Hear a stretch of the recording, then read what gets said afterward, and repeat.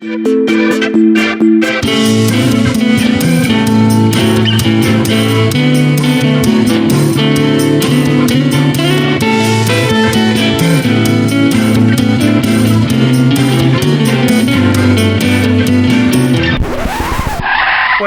what is this shit? Not safe for f***ing worker placement podcast. I flipped the board. I despise that game. Oh, that's not. Oh, wait.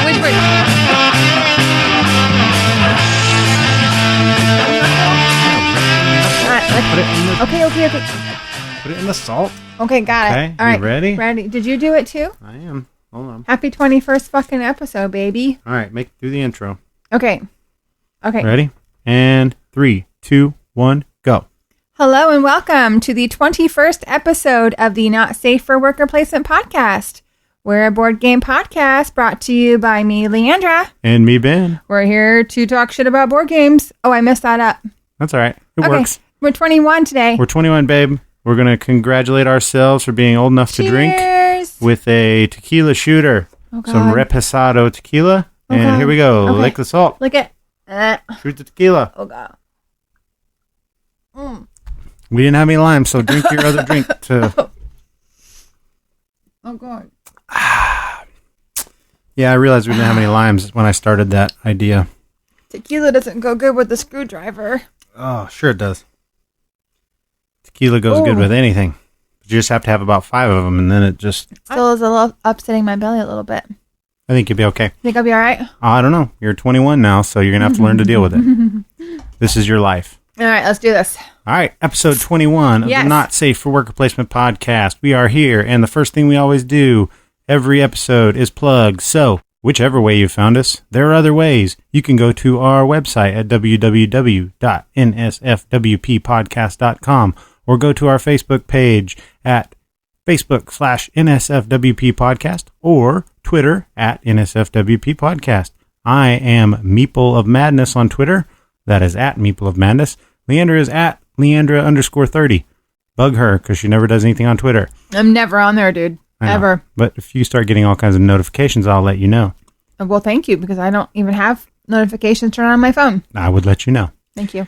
So, that is plugs. Plugs out of the way. Also, iTunes and Google Play and all that fun stuff. So, we're not you're on listening. YouTube anymore, are we? Yeah, we're on there. Oh, we are? Nobody gives a damn, but we're on there. Okay. I'm actually thinking about starting to do a little bit of video stuff too here pretty soon. What? So we might have ourselves an actual YouTube channel, but that's in the future. That means I have to put makeup on. Oh yeah, sure. I didn't know you were going to be involved in it. Oh, okay. Well, that's fine too. Just kidding. All right. So that's plugs. Now, one more piece of business we need to get out of the way is we had a contest last episode for the grand VIP swag bag from Moon City Con, which was just all the crap I had left over that I snagged, all the good promos that we gave away at Moon City Con. And I had very little response to this contest, babe. I'm sorry, honey. You don't give away any games and people don't want to. I don't know why, but I think it's because I am not clear when telling the rules about the contest. Imagine that. That could be it. It's kind of like playing a game with me. Kind of like playing a game, General. So, I said basically go to our Facebook page or our Twitter and I'll post a picture of the poster for Moon City Con and see if you can identify the different meeples that are in the picture, right? Because it's meeples that are characters and whatnot. Yeah. Seems simple to me. I thought that was pretty simple. First thing I didn't specify was, do you message me or put them on the post? I didn't really care either way. But that slowed some people down. I had people ask me that and then never do either one. Then I had someone that answered 6. Okay, nice that you can answer 6 of them. What is that answer? But the grand winner of the whole shebang is... Drum roll, please! Stephen Haney! Woo-hoo! Your brother. My brother. So, for anybody who thinks that is bunk and nepotism is not cool... But really, though, he's got the poster hanging up in his living room because he loves the artwork. Well, and he named shit that's not even on there. Like, he found characters that I didn't even intentionally put in there. I think yours were generic, but then he gave them, like, actual, like, character names. Well, they were specific, babe. Thanks for being being like your insulting, cowboy. But, yeah. No, he went specific on a lot of things, but... Your cowboy wasn't supposed to be anything specific, was No, it? Yeah, things like that. Yeah, like the witch and, things like that. But, yeah, so he named a whole bunch of them, more than 6, Craig. Craig's answer was just 6. I'm like, what am I supposed to do with that? That's not an answer. But anyway, so Steven is the winner. Good now, job, the thing Steve. is, I don't think Steven has any of the games that these promos go with. But, hey, Steven might be able to be a nice guy and go to game night and say, hey, you got this game, and might give you a promo. You never know. See, so play a there game you with go. Steven next time you see him. So congratulations, Steven. Yes. You are the winner of our episode 20 We'll give contest. you all the stuff this Saturday when I see you. Yeah. So that was the easiest one I've ever given away. I don't have to ship or anything. No. Now, this episode, we're going to be giving away, and Excuse me. good God Almighty. Holy Jesus. You fed me tequila and I'm drinking a screwdriver. That has nothing to do with gas, woman. Oh, my God. Sorry, everybody. It's more editing for me, but I think I'll leave that in there. That was a beaut. All right. So this episode, as I was saying, God, we're classy. We're so classy. Our guest this episode is going to be so happy to hear this one. The very classy Jamey Stegmaier is our feature interview this episode, and incongruity, or I don't know. I have no idea what word you're trying to say. Because of that, we're going to give away a copy of Scythe, Yay! his biggest and some may say best game to date. So also we're going to have a Scythe beginner guide segment after the interview to let anyone who, maybe if you win this copy, hopefully there'll be more people interested in this than our last contest. We'll be If you- giving away the game, so I'm Yeah. sure we will get more people. If you win this contest, you will have a beginner's. Maybe you've never played Scythe before. Everybody I know already has a copy of Scythe, so I could see that cutting down on the number of entries we get.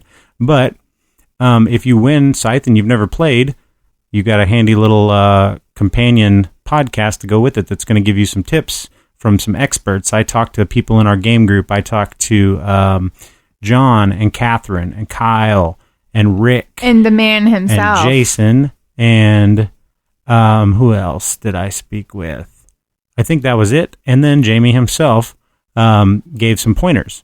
So we'll have that segment after the interview. And also I'm going to take our script for that segment, and I'm going to clean it up a little bit and make a post on BGG under the Scythe page. In the files section, you'll be able to find a beginner's guide, and it's going to match up with what we have on the segment That's this time. cool. I didn't know you were going to do that. That's Yep. a good idea, babe. So we'll do that. So we'll talk a little bit more about that right before the segment, but now let's get into what we do every week, which is what we've been playing lately. All right. So we did a little bit of gaming last weekend, babe, right? Yes, we had our friends in from St. Louis, and they came and spent the weekend with us, and we totally geeked it out. We never even left the house. We stayed here, and we played games all weekend. Yep. It was fabulous. Well, all of one day. We only played one day, but we got quite a few in. Okay. We wasted a lot of time too, but we were just relaxing basically. Relaxing, But, yeah. in one way that we were relaxing, we were sitting outside on our patio and looking at our trees in the backyard. And Scott is a bit of a horticulturist, and he was telling us about the different varieties of trees and stuff that we have. And one of them we have back there is a Bradford pear, which is apparently an invasive species of tree that, like the conservationists tell you, don't plant them. Stop bringing them in and putting them in this ecosystem around here because they take over and they just grow really fast, and then they start choking out other types of trees. So while he was saying that, I was thinking, damn, that sounds a lot like photosynthesis. Yes. So I was like, we got to play photosynthesis. You'll dig this. So we did. We played it. And we've talked about photosynthesis before. We have. It's a game about surviving as a certain species of trees in a forest with up to 3 other species of trees. And you're all competing for sunlight, basically, and growing your trees to be bigger than others and blocking them off. And it's very tactical, kind of really beautiful, abstract game with the trees are all 3-dimensional cardboard pieces that you have a small, medium, and a large. And basically you're moving the sun around, and every round the sun will move, and you're trying to collect the light points by being able to get hit by the sun and not being shaded by bigger trees right in front of you, right?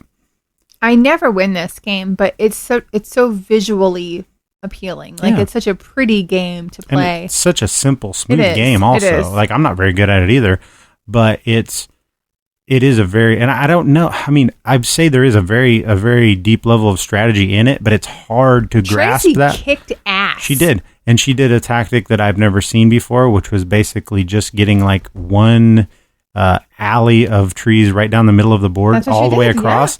And it basically worked really well. So I think you have to see this game played a lot to kind of see what works well. I don't think I've ever seen anyone narrow in on such an awesome strategy so quickly. Like, I don't even think she realized she was doing it. No, I don't either. I just think she Like, saw she was just something making seeds, and then before she knew it, she was diagonally across the board, and she was golden. Yep, she did really well.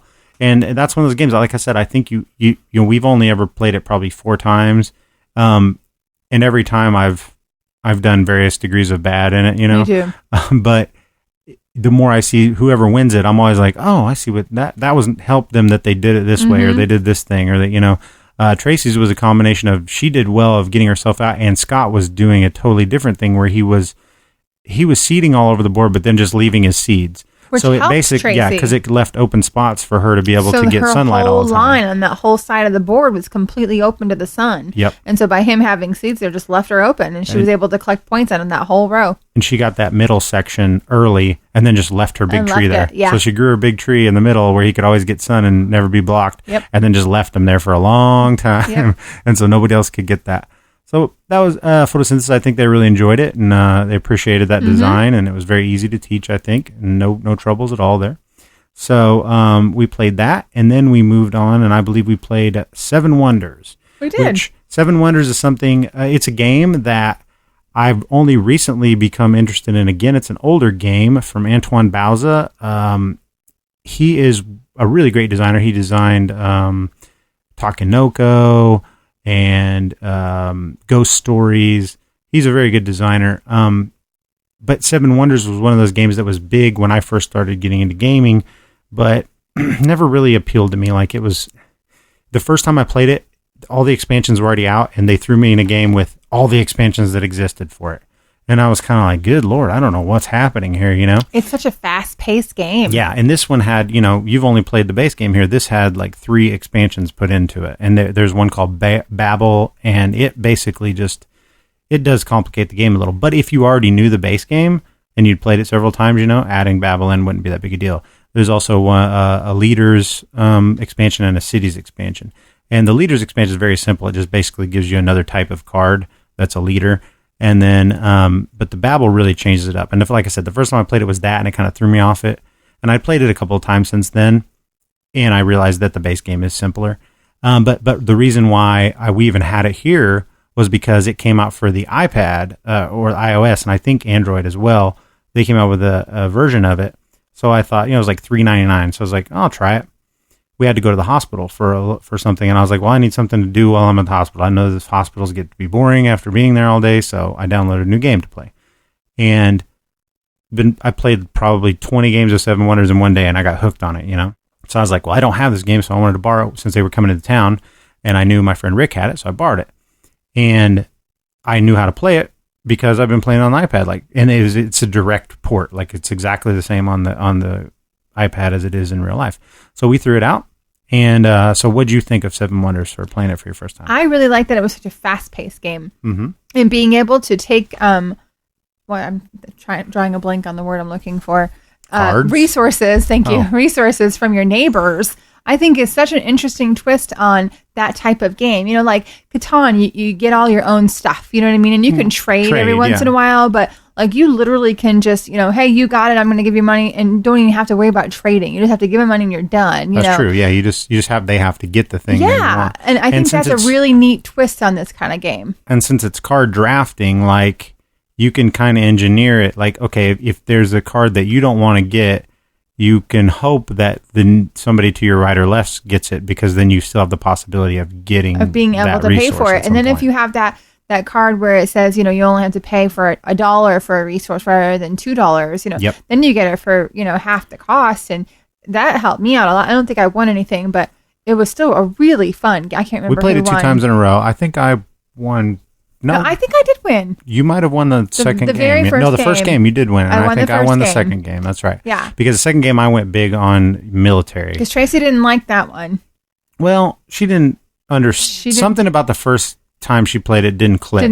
She's the one that wanted to play it again right away. She's like, okay, now I understand what's happening. Yeah. And so, yeah. And it definitely is a play around to get familiar and then play it again. Yeah, but it's so fast. It takes like 20, 30 minutes. It's so fast. And the beauty of that game is it takes the same amount of time from 3 players up to 7 players. Oh, it does? Yeah. Because it's the card everything's drafting. happening exactly at the same time. Yeah, there were several times where Scott had like 4 piles of cards. Well, not 4 because there's only 4 of us. He was taking too 2 long. 2 or 3 card piles in front of him, you know. Yeah, because you're just basically everybody's picking a card and playing it down, and they're all doing it simultaneously, and you pass it on. Yeah, if somebody's not taking their turn very fast, then they can get piles stacked up. People wait on them, but I'd like to play. Can you play with 2 people? You can play duels. The version that we have that's made for 2 people.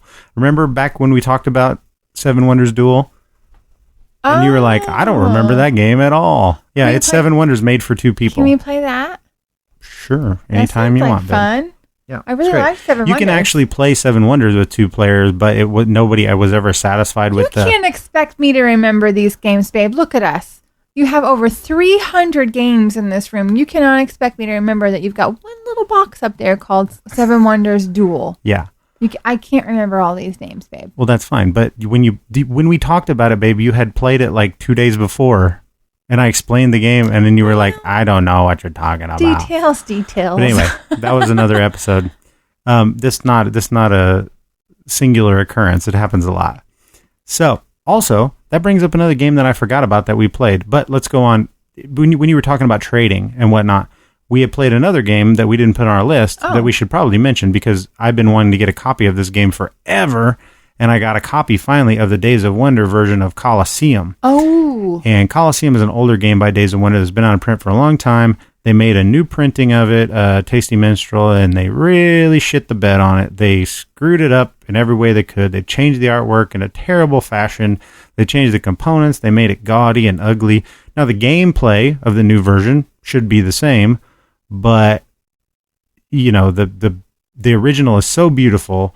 It has these little, the original version has these pawns, these little movers, and one of them looks like Caesar. He's the emperor, and it's like they're airbrushed. Oh, we played that with Vaughn and Kate, didn't we? You just remembered what I'm talking about. I Nicely did. done. I saw this confused look on your face. So anyway, like I was saying, the mover, the meeples on the little pawns. So there's 3 different kinds. There's like I don't even have any idea what they're called, but there's a blue one, which is the emperor. It's kind of like Caesar, and then there's red ones, and then there's yellow ones. And the red one and the 2 blue ones have little togas on them and little laurels in their hair, and they're all airbrushed. They look awesome. But what it is it's basically about putting on shows in the arena in Rome, and you are building up your shows, and you have to put on better and better shows every time, and so you're getting resources by doing an auction. But then there's that trading aspect, which a lot of older Euro games had, starting with Catan. They set the precedents for, like, how do we get people to, you know, because there was a lot of strategy games that came out where everybody was just looking at their own thing and never interacting with each other, you know, which you can have happen with a strategy Euro game. Catan was one of the first ones that was like, okay, let's do this, but let's have everybody have to interact by doing the trading thing. And then that's what Colosseum makes you do, is like you probably not going to get everything you need out of that auction because you're just auctioning from 4 different resources, right? Or types of things in your thing. Like there's lions and there's different performers and all this warriors and all this other shit. And then you have to be like, there's a trade phase after that. And you got to be like, okay, I got this, and this. And I need these guys. So who wants to trade with me? You know? So you don't remember anything. No, about I this absolutely game, do. Oh, Yes, you're looking at me with the blankest of blank stares. No. I was trying to remember all the different pieces. There was there's no reason to try to remember all of them. like 7 or 8 of them. There was there's quite a tons few. there's like 10 or 12 different things. Yeah. So, but anyway, you said something about, I don't know, about trading games and how they don't do that very often. They really don't, yeah. They used to. That used to be a big thing, and I think a lot of people didn't like that. But in Colosseum, I love it. I love that game. I think it was awesome. I love the meeples. They're super cute. Everything is great about that game. It's just an older style Euro game that they don't really make them like that anymore. So I don't know. I've been wanting that game forever, and I was happy to get a copy of it. So that's Seven Wonders / Coliseum talk. Seven Wonders is a good game. Everybody probably already knows about it because everybody's played it. It's been out forever. But it's kind of new to us because I never was interested in having it before. The next one on the list is Mansions of Madness. Okay, so we played Mansions of Madness with Scott and Tracy. Yes. And how did that go, babe? We purposely chose a 90-minute scenario, and it took us 3.5 hours. Yeah, was that it? It was 3.5 hours. Well, what was the scenario about? It was kind of cool. There was no fighting in it at all, which was very weird. It was a murder mystery. At the end, but... Well, I mean, it was very little. It wasn't like a normal scenario for Mansions of Madness. It was a dinner murder mystery is what it was. They were having this ball, and don't spoil it just in case somebody has played it. But you can talk about what it is about. Yeah, just don't say the specific stuff. I won't. Yeah. They were having a party, and they, of course, the lights flickered, and then from the back, and then someone's dead. That's how it normally works. So.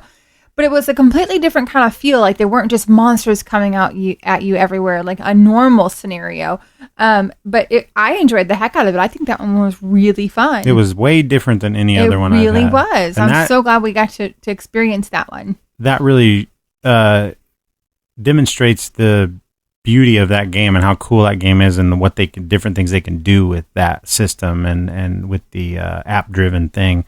And because every scenario is completely different in that game. I've had ones that are like big sprawling ones that take up the whole table, and you're going in the wilderness, and you're going from a house, and then you go outside and you go for half the table, you have outside tiles, and then you get to another little place, and then or it can just be this thing that's like, okay, it's one building, and it's like 6 rooms or something like this one was, and let's just go around to these rooms and different things happen, and things change. Yeah, we had to interview all these different people that were at the party, and it was just a really cool little twist on the game. I liked it. And one little note about it, that game was designed, the second edition is designed by Nikki Valens, who was a designer at Fantasy Flight, and she also designed the recent Legacy of Dragonholt, which I have, which is basically the fantasy version of Sherlock Holmes Consulting Detective.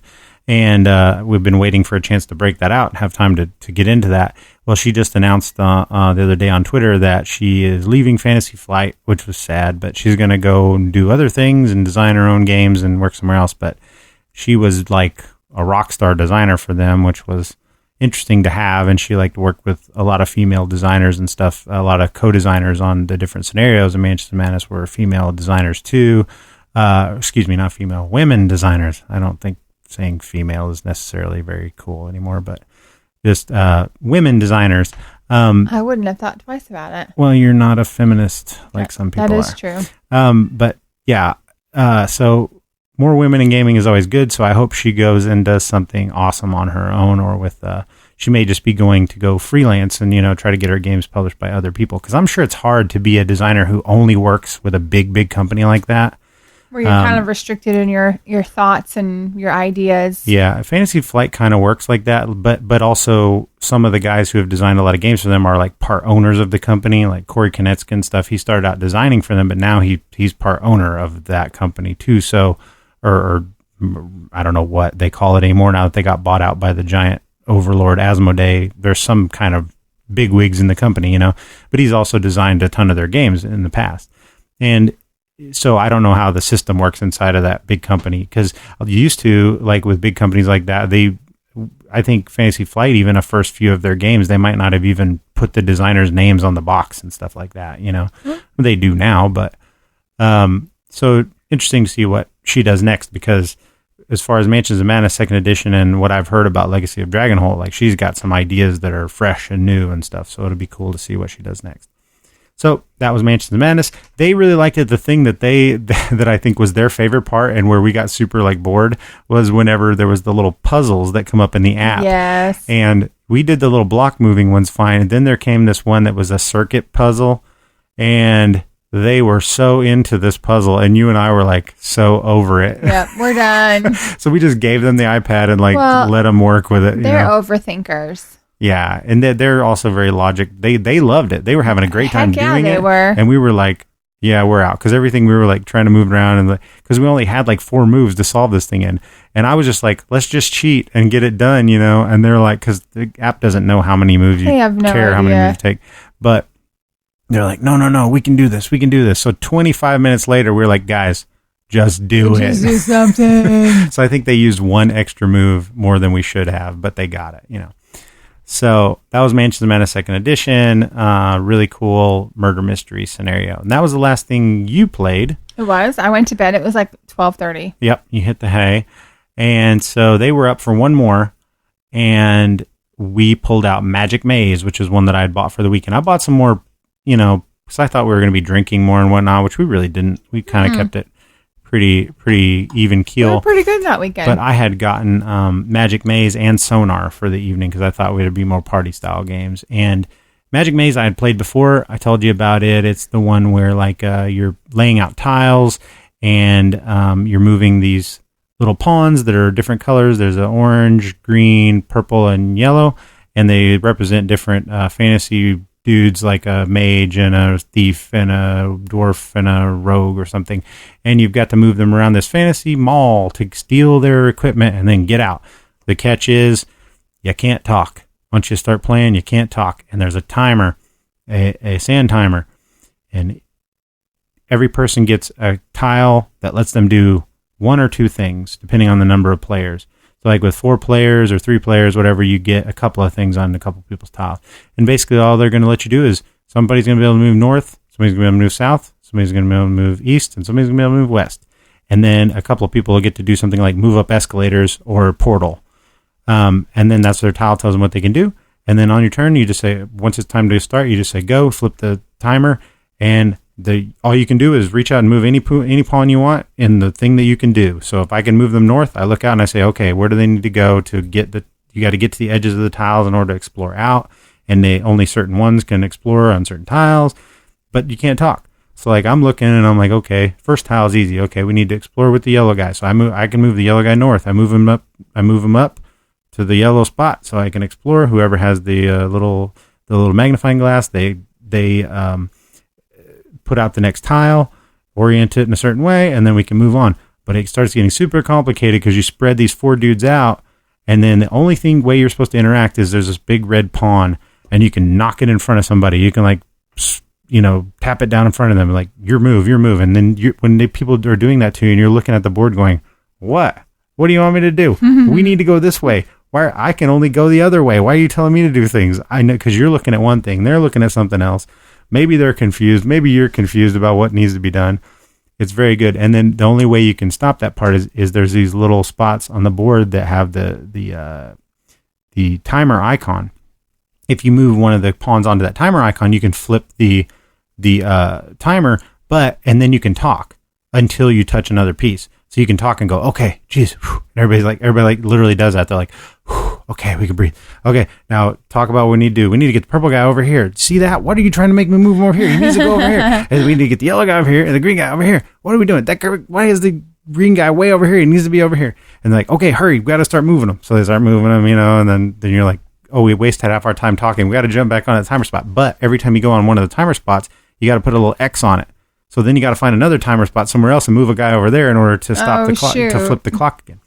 It's really fun. It sounds like fun. But as you move on through the scenarios, they introduce new rules and stuff, and it just gets so complicated. Like I've never gotten past the 5th level of it before it's like getting nearly impossible to do, And there's like 12 levels, But it's a really fun party game. I played it again this weekend at Geekway.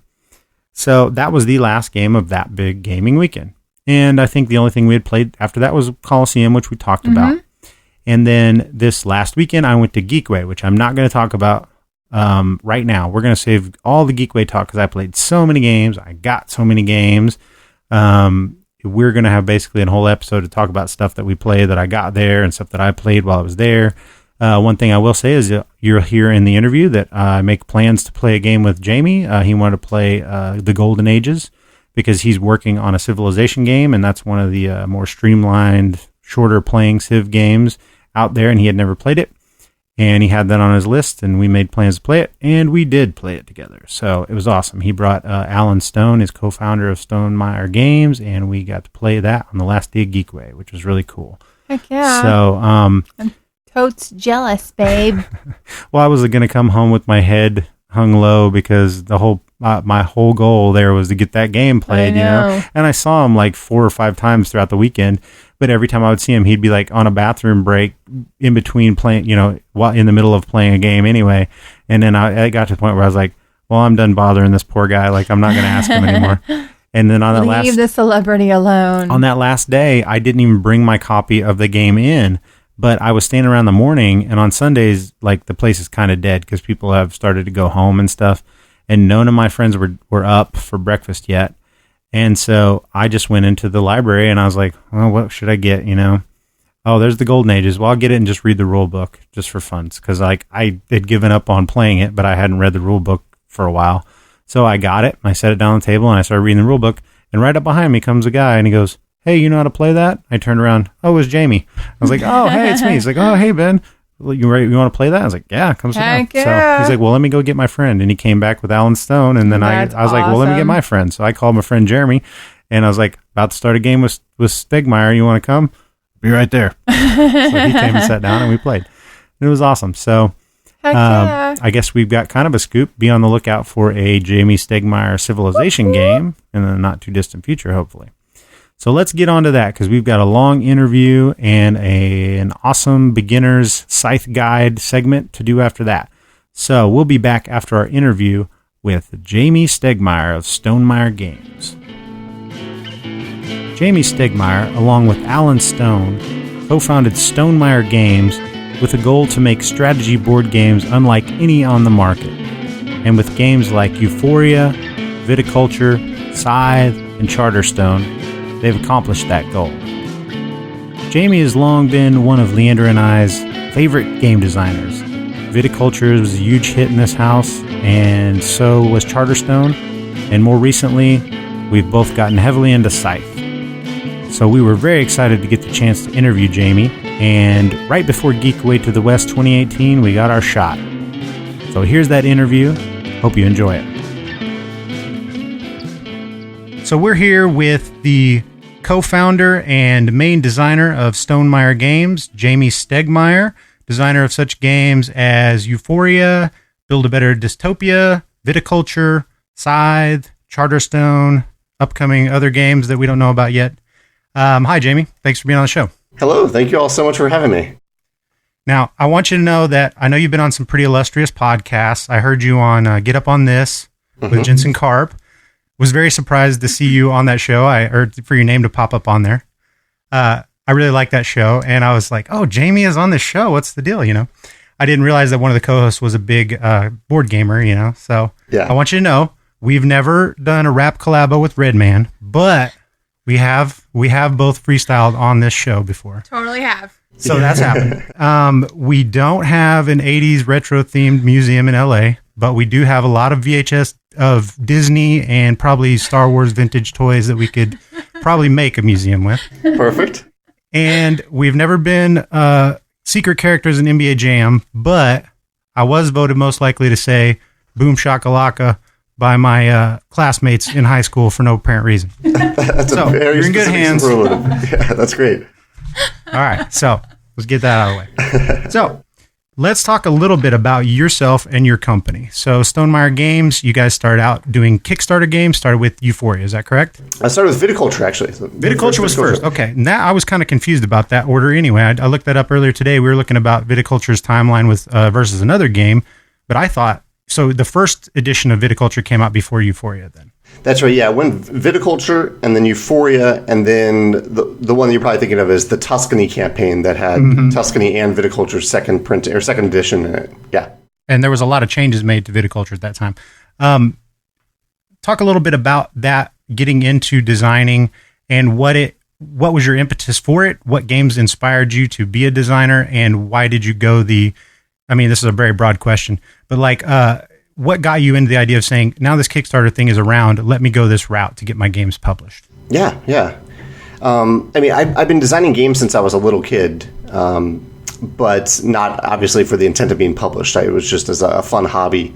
And then Kickstarter came about, and I started to. My first Kickstarter had nothing to do with board games. It was related to a book publishing company. So I was pretty fascinated by this platform, and I started to see game projects on Kickstarter funding and doing pretty well. There was Eminent Domain. There was a game called Rise from Crash Games, and a few games from Tasty Minstrel Games, including Eminent Domain, and Sentinels of the Multiverse from Greater Than Games here in St. Louis. They had an early campaign on there. So I started to see these games on there, and I already had this hobby of designing board games on the side. And so I decided to combine the two, that entrepreneurial spirit, my desire to run a Kickstarter, and my desire to design a game. And so that's when I started working on viticulture in the fall of 2011, and then I launched the campaign about a year later. Cool. And so, as far as using, you've moved away from using Kickstarter in your last two games.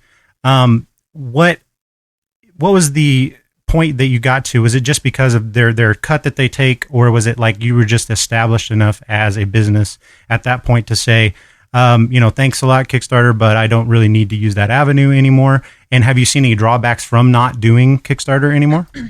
Yeah, so the two big reasons that I contemplated heavily the summer while I was fulfilling the Scythe Kickstarter rewards. So Scythe was a pretty big Kickstarter at the time, and it had over 17,000 backers. We shipped out essentially over 21,000 backer rewards because we had a bunch of people pre-order the game after the campaign ended. So 21,000 shipments, and I realized during that fulfillment process, and I'd done pretty big fulfillments before, but I realized that during that one in particular, that of the high risk involved in fulfilling games worldwide, I use a system that's now very common on Kickstarter, where I would ship to fulfillment centers worldwide. So I'm not like fulfilling this out of my condo here. I'm sending these to fulfillment centers around the world, and they are shipping the games to the backers within those regions. A process that can work very well, but it can also go very poorly at times, and it's largely out of my control if something goes wrong in that process. So I fully realized at that point how much money was on the line on that project, and how many things could have gone wrong during the fulfillment process. That was a big part, and also my time. I run this company.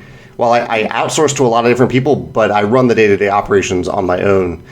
And running a Kickstarter, planning and running a Kickstarter and executing and fulfilling it, that's a full-time job in itself. Absolutely. So it came down to time to a certain extent. Yeah. That makes sense. So do you feel like moving forward with this non-Kickstarter model with the business it was just like a progressive step of being like, now it's just more time efficient for you to go ahead and do it on your own? And do you find that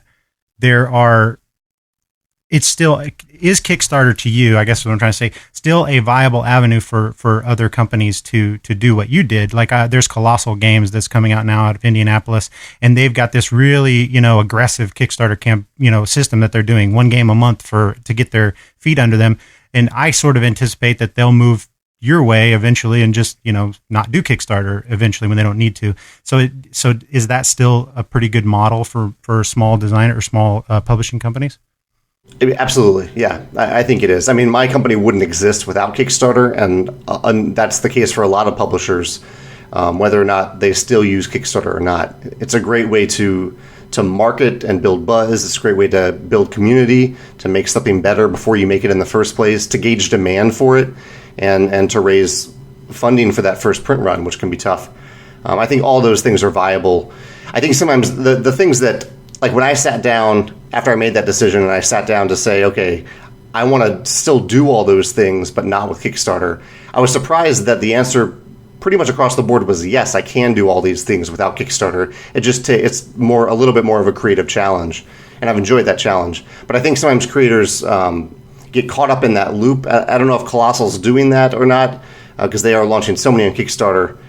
But I think sometimes creators forget that they can do all those things without Kickstarter, and I think more and more will probably start to realize that as time progresses and for the evolution of their companies. You guys back a lot of Kickstarter projects? I was reluctant early on, but lately I've been getting caught up in it. I've got a friend that works for Colossal, so their last 3 I have jumped in on because one of them was his game. And I've done a few select ones, and I've had a couple of horror stories, and whatnot. But I have I really trust like Red Raven Games and Ryan Lockett. Whenever you find a company that consistently does Kickstarter and does it well, I have no problem backing them. But no, I wouldn't say we're too crazy on it, but there have been a few, and it seems like more and more there's some really interesting things coming up on there. So that is exciting. I like that you mentioned that, because sometimes we see stuff on Kickstarter that I don't think would be published otherwise by a traditional publishing company, and I love seeing that type of innovation on Kickstarter. Yep. Well, let's talk about some of that innovation and creativity, and let's kind of just go over the history of your company. So we basically vaguely touched on it, and I said the order all wrong. But let's say you started with viticulture version 1, right? And then you went on to Euphoria, which is a really awesome. I like I said, I came around on it. It's a really cool worker placement style game. The things that hung me up on it when we first started, and all of us, was my inability to teach a game out of the rule book, which is my fault. True story. Which happens a lot. Secondly, it was that idea of that kind of competitive type of angle that's taken in that game, where you have to, with some of the buildings, if you don't cooperate with someone to build that building, then you're kind of asked out. And where I didn't push that as like a focus of the game when I was teaching it, and I think that kind of confused everyone and confused me too. But after going back and playing it, after playing games with that feature before, I'm like, oh, that's one of the most interesting parts of that game. And so I really like Euphoria. So now let's skip over that because I can't talk in depth about it. Now let's talk about the games we can talk in depth about. Let's talk about viticulture. Yes. Dave, take it away. Yes, viticulture is one of my favorite games, actually. It's probably top 3, absolutely. I love wine. In fact, my Little Mermaid cup here is full of wine. Mother's Day. It's Mother's Day. That's right. I get to drink wine out of a Little Mermaid cup. So what was your inspiration behind the theme wine? Like I love wine personally. Are you a wine advocate? Like, are you a wine drinker? I do enjoy wine. Beer is my preference if I'm going to drink alcohol, but I do like wine. Yeah. Okay.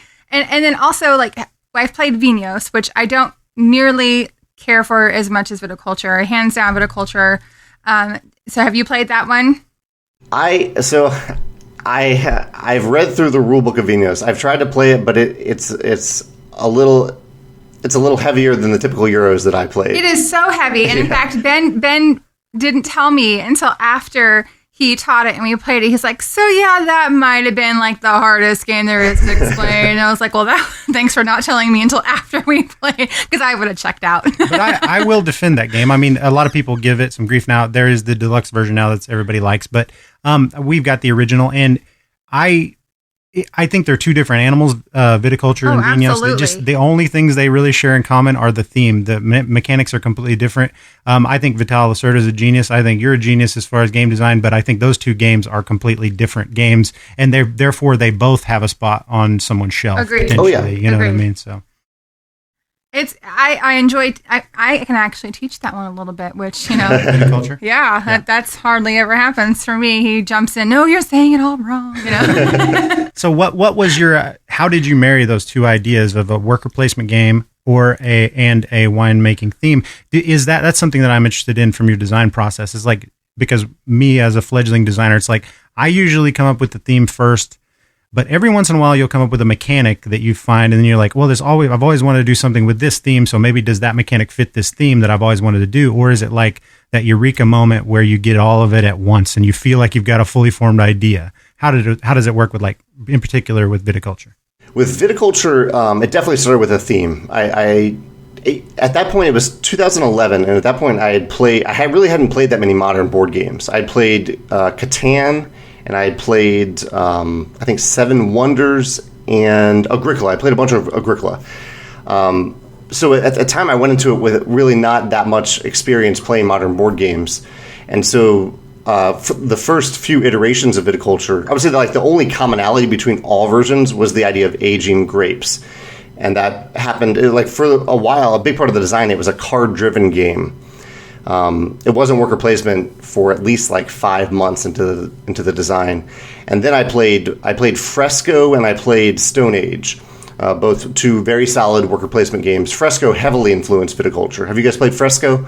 Yes, it's one of my favorite light worker placement games. I love Fresco. And you can probably see the similarities between the Wake Up track in Fresco and viticulture. And with Agricola, with you saying playing a lot of Agricola, even though you say that wasn't originally your design, it was more card driven. Once you play a bunch of Agricola, you kind of get that ingrained in your head, that kind of worker placement mentality. So.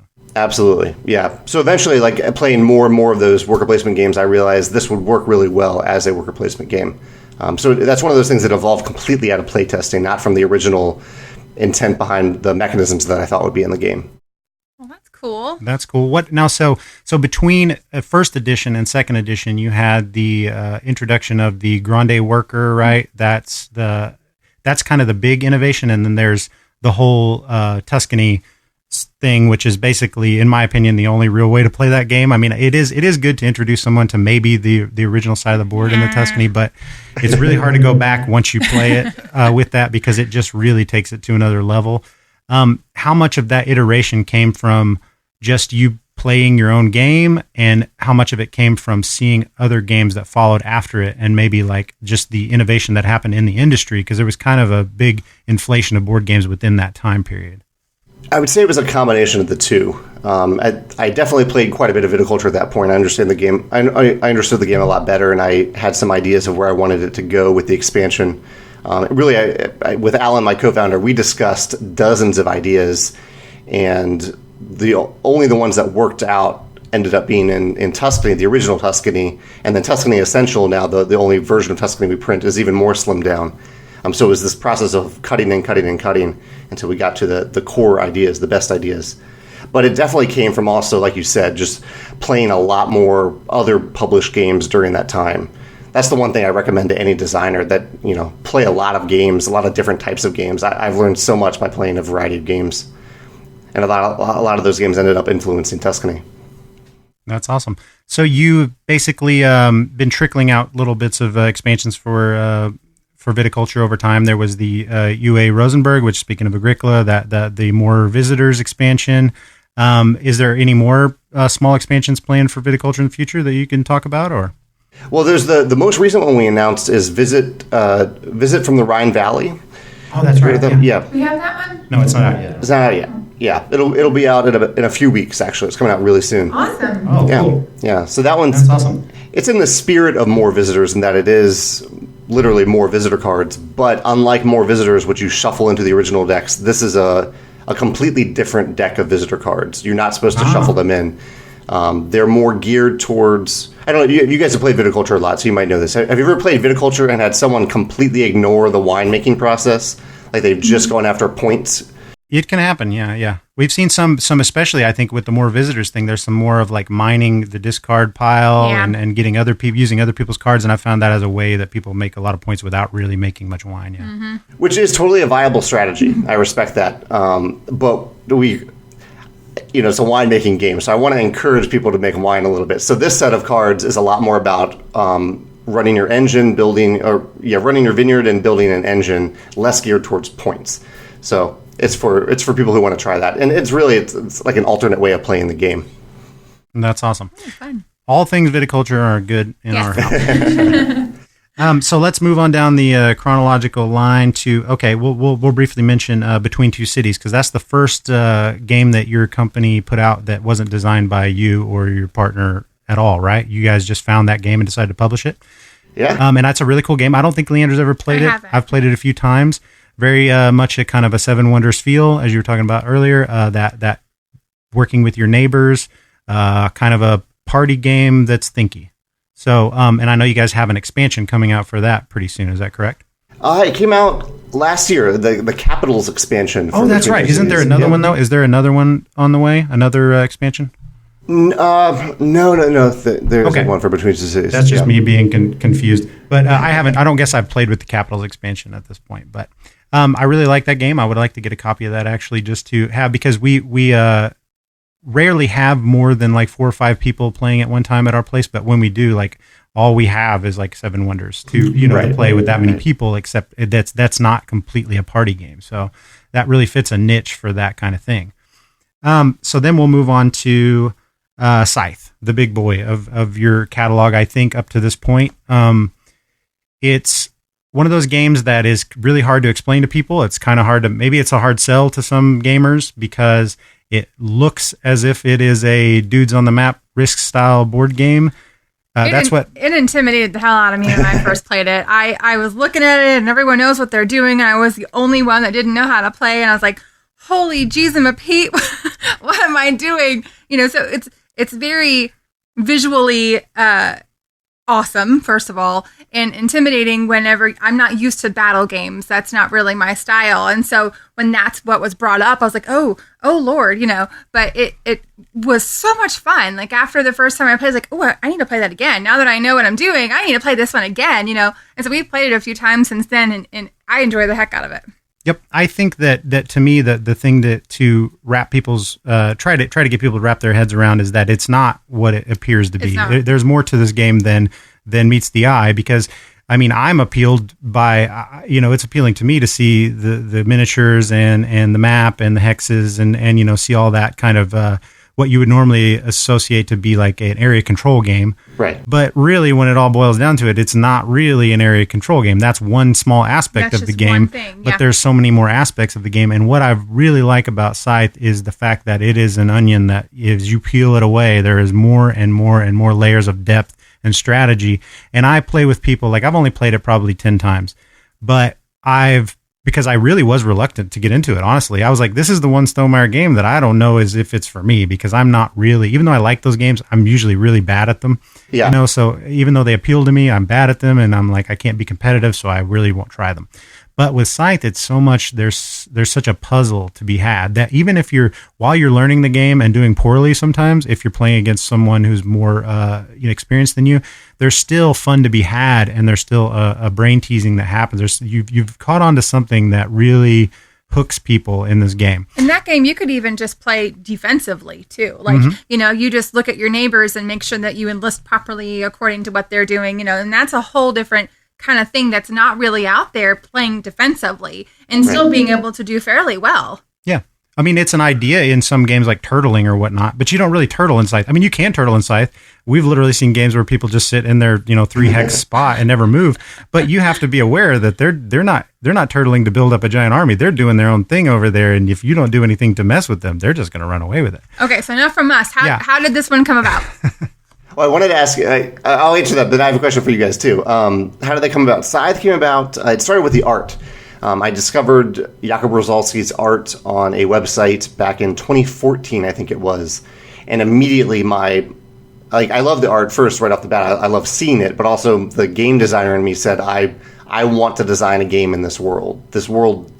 There needs to be a game in this world. I want to play around with this world. So I reached out to him and acquired the tabletop rights to the world. He's done a lot of other things with the world since then, but I have the board game rights to it. And so alongside with him, I'm the designer of the game, but because it's so ingrained with the world, we had a lot of discussions back and forth about what the game should be, how it should play, what feelings should it evoke, things like that. Yeah, but I wanted to ask you guys, do you have a favorite faction to play in Scythe? You can name the color. Do you have a favorite color to play? Black. Black, okay. No, you don't like black. Wait, it's you the black like one. red. Oh, shit. It's the red one. Yeah, you like red, for sure. I played the black one the first time, and then I played red, and then I played red again. Sorry. Yeah, you like being able to do whatever you want to do on your board as many times as you want. That's right, because the black one's the fighting. Black one's is rewards combat, which was not your real flavor. You're right. It's the red one. Okay. So I've long said since I played this game, and now I will tell you. Wait, what's your favorite? My favorite. I am partial to the green expansion faction. Yeah. Wait, hang on just a second. He only ever plays green. That's it. Pretty much, yeah. So I'm partial. No one's allowed to get any other. We're not. It's not even an option to choose green when we're playing games. I like Crimea as well because of their money making ability, and whatnot. But mostly I do. I also like Rusviet faction as well because I like to be able to do whatever I want. I mean, that simplifies the game a little bit, but it also is challenging because it's weaker. They're weaker in other ways, I think. But that's the biggest and coolest thing about that game, just the interplay between, and what I've said, here's one thing I want to say to you, since I've said it behind your back many, many times. When people are talking about this game, I'm like, well, when you're talking about Scythe being such a great design, it is a fantastic design. But one thing I would always say is like, listen, Scythe is not balanced in and of itself. When you pull it out of the box, this game is not balanced, even though I'm sure you did a lot of work to balance the game. Right. It's not an insult me saying this. It's me saying that this game balances itself over time and with player interaction. Yes. The game rules themselves can become wildly imbalanced depending on the combination of boards that you get, because some boards just happen to work better with those. And I'm sure you ran a lot of numbers on every board combination. But there are some that just, if people know what they're doing, they really can give everybody a hard time. Yeah. But that comes down to everyone else needing to know when that situation arises and then react to it and work against that and being able to get the maximum out of their combination. But it just seems like there are some combinations that you'll get that you're just like, well, for my play style and the way I usually try to do things, this is not going to work out too well for me, so I'm going to just try to do the best I can.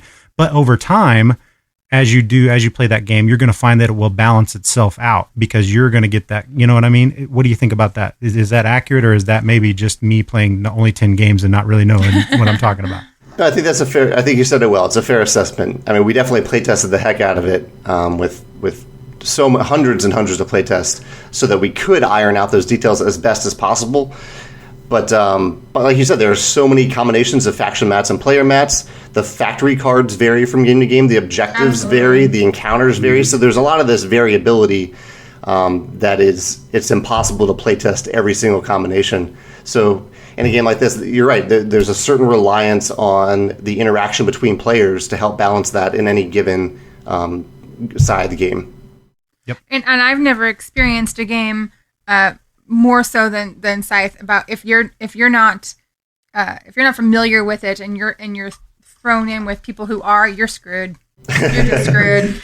But that could be one of those things where if someone teaches the game well and you get a really good faction combination and board combination, that you could do well against someone who happens to just draw poorly. You know what I mean? That has happened to me before.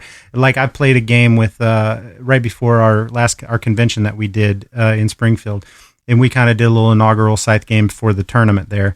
And I sat down with these people who have played this game over 100 times, every person at the table. And then little old me who had played it 10 times, but like, I understand the game, but let's do this. And I got this combination where I was a Risvietson, and I can't remember which board I got, but it was like, I had just played this recently with one of these people and they won it in 14 turns. And I was like, I'd never seen something like that before. And I was like, okay, so by all accounts, I should win this game right now. Right. I know I'm not going to win this game, but I should win this game. And I should have my best game against these people. And I did have my best game against these people. I didn't win. But, looking at that, I was like, I'm going to watch what they do to counter this great combination that I have here, and then I learned 14 moves. Yeah. With that same combination. So I learned from them, like, it's not always about that. Just because you get a great combination doesn't mean you're necessarily going to win. There's a lot of skill in that game. There really, really is. And I think it's deceiving because you can play it with players that aren't what we normally do around here with our family. We play Scythe with 4 people that are relatively of the same ability, and we have just as much fun as those people that have played it 100 times playing each other because we're competing on the same level, and I think it really bodes well for that kind of situation. It does, I agree. Talking about this has me really excited about the new expansion. It just makes me want to, because I want to say things, but I can't spoil anything. But I'm really excited for people to play it, for you guys to tell us a little bit about that. It's Rise of Fenris, right? And that is going to be a sort of. He can talk a little bit about it. I think it's going to be sort of a campaign style expansion, correct? Well, it's one of 2 options. You can. The best way to play it, I think, is the campaign version. It's 8 games. It's not a legacy game, so there's no permanent changes. You can completely reset it. But you do play 8 games with ideally the same people.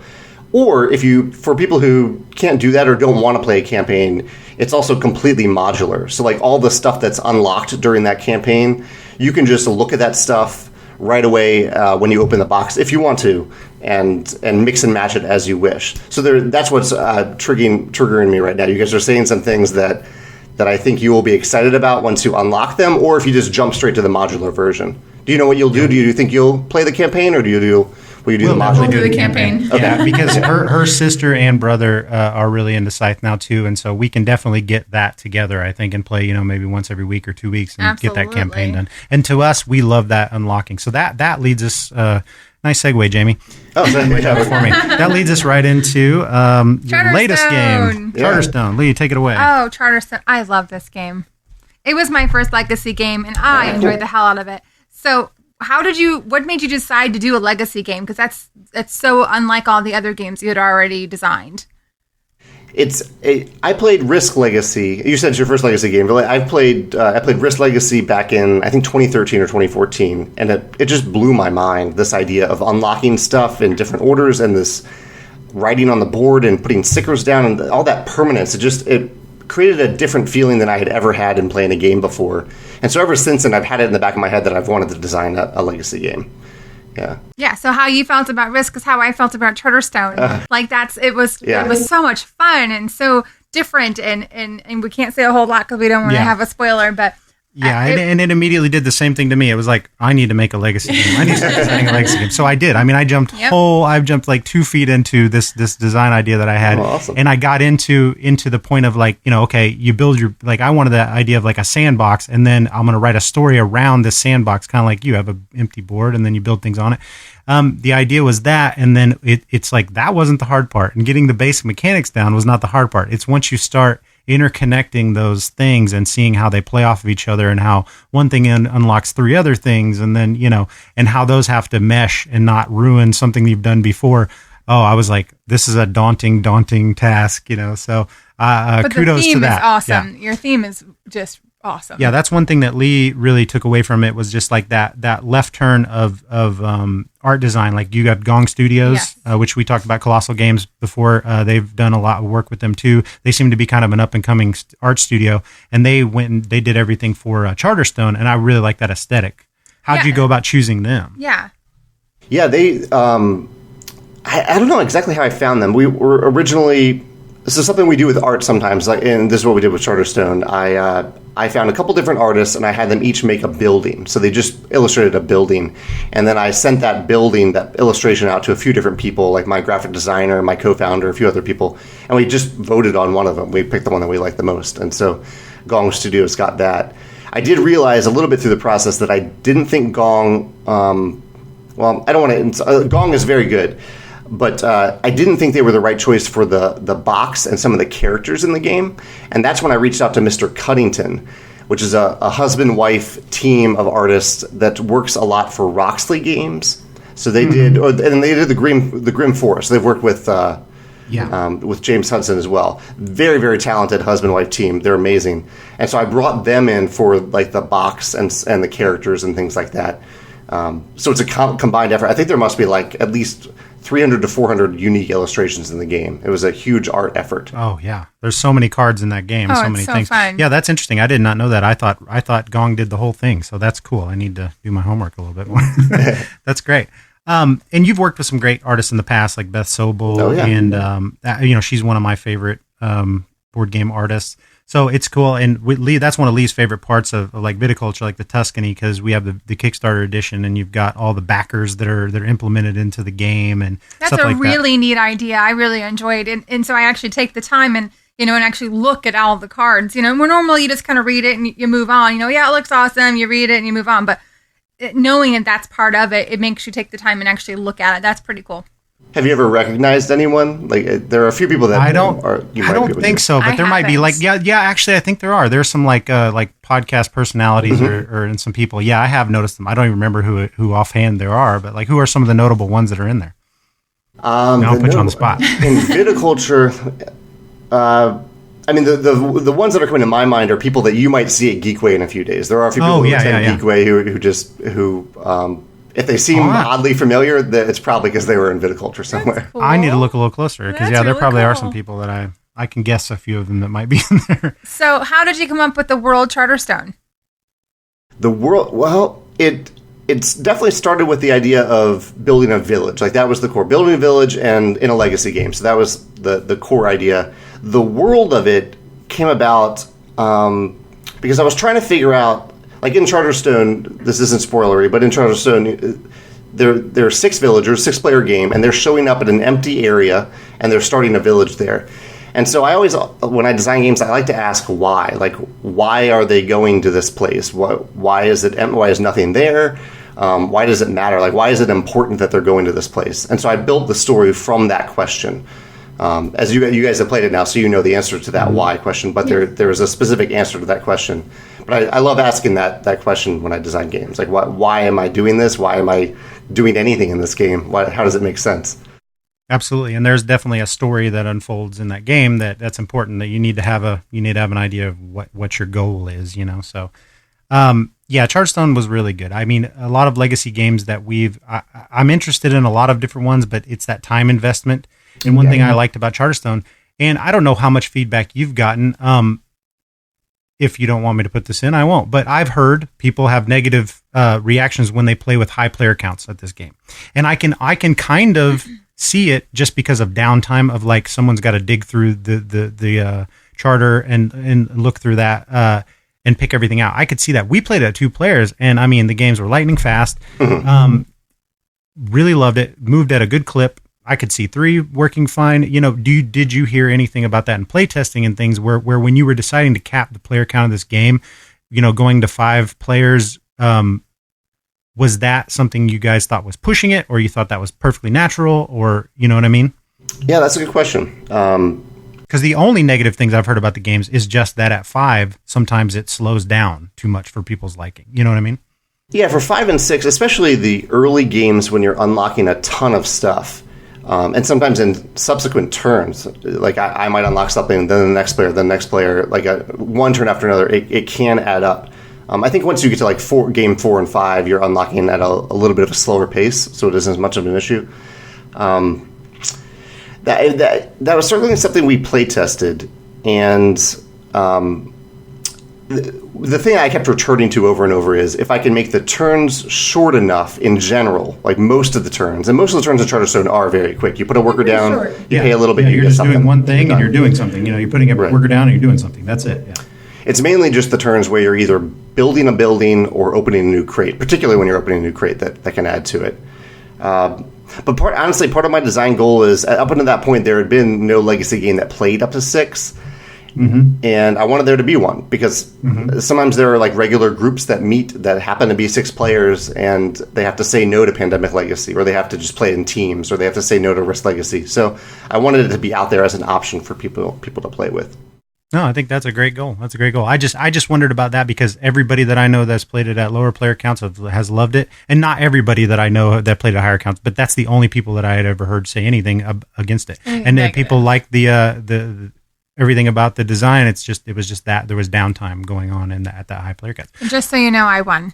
I won. You definitely snuck up in the end and beat me. Bad. So that's Charterstone. Now, moving forward from Charterstone, you have just recently announced a new game called My Little Scythe. That's right. Which is a very kind of out of left field announcement from you guys. I don't think anybody would have predicted that. Now, apparently this was a print and play that I wasn't aware of. That I don't know the designer's name. Who was it that did the design? His name is Hobie Chow. It was he and his daughter who designed the original print and play. So you saw this print and play on like BGG and took notice of it, and how did that go from there? Yeah, I noticed. So a lot of people have made like fan stuff for Scythe, which I love. I love that people create their own cards, their own factions, their own variants. I love that, and a lot of it's on Board Game Geek or the Facebook group, the Scythe Facebook group. And this was one of those instances. Hobie posted his My Little Scythe variant, and my instant reaction was, "Oh, that's cool," and then I kind of just let it go. Like many of these things, I'm excited about them, but I'm focusing on all my stuff that I'm making. But it didn't go away. Like people kept talking about it for a month. I'm a little surprised you missed it because it was, especially since you have a daughter, it was all over the place on Facebook and Board Game Geek for a little while. And so it just didn't go away. And finally, I kind of wore down and I was like, okay, I need to learn more about this. And I ended up reading the rules and getting a prototype and playing it. And I was just delighted by it. It's certainly it has inspirations in Scythe, but it's also very much its own game, especially the final version now, which I helped develop the original core game into what it is now. And I think it'll be I know it is a lot of fun for families to play, and even adults who want a lighter version of Scythe. They'll find a home with this, and kids can play it too. I've had kids. Well, I haven't had kids. Hobie's daughter has taught other kids how to play, and he's watched other kids teach kids how to play, which is really neat to see when like a 9-year-old teaches her friends how to play the game. That's pretty cool. See, that's perfect. Well, see, Leandra's favorite version of Catan is Catan Junior, so I'm sure that she'll be wanting to play My Little Scythe more than the regular. Thank you for telling that. But my daughter also will look at, like, I painted the miniatures for Scythe and stuff, and she'll come in and she'll be like, oh, that is so cool. Look at the tiger, and I want to, play. But then we're like, so you want to try this? And she's like, nah, I'm good. But I think this one, I showed her the pictures and stuff, and I was like, she was like, oh yeah, that looks cool. I'm almost, so I anticipate painting those miniatures and getting her in on a game of My Little Scythe. Absolutely. So very excited about that. Any game that we can try to introduce our daughter to, like recently we got Stuffed Fables from Jerry Hawthorne and Plaid Hat, and that's one of those games that light bulb went off when she saw that game and was like, oh, I'm interested in this, and very few times can we make that connection happen, so, and I think My Little Scythe will be one of those games, so that's exciting for us personally. Yes, it is. We included, actually, for the first time, a painting guide in the game. So there's a piece of paper, front and back guide in the game that shows kind of detailed, colored, painted versions of all the different miniatures, so that painters like you can do it on your own, or it could be a project with your daughter to paint these little miniatures. That's a great idea. That's cool. I like that. Yeah. That's really cool. There's one thing that I've been dying to ask you forever, so I'll just throw it in here, even though it's kind of a non sequitur with the conversation.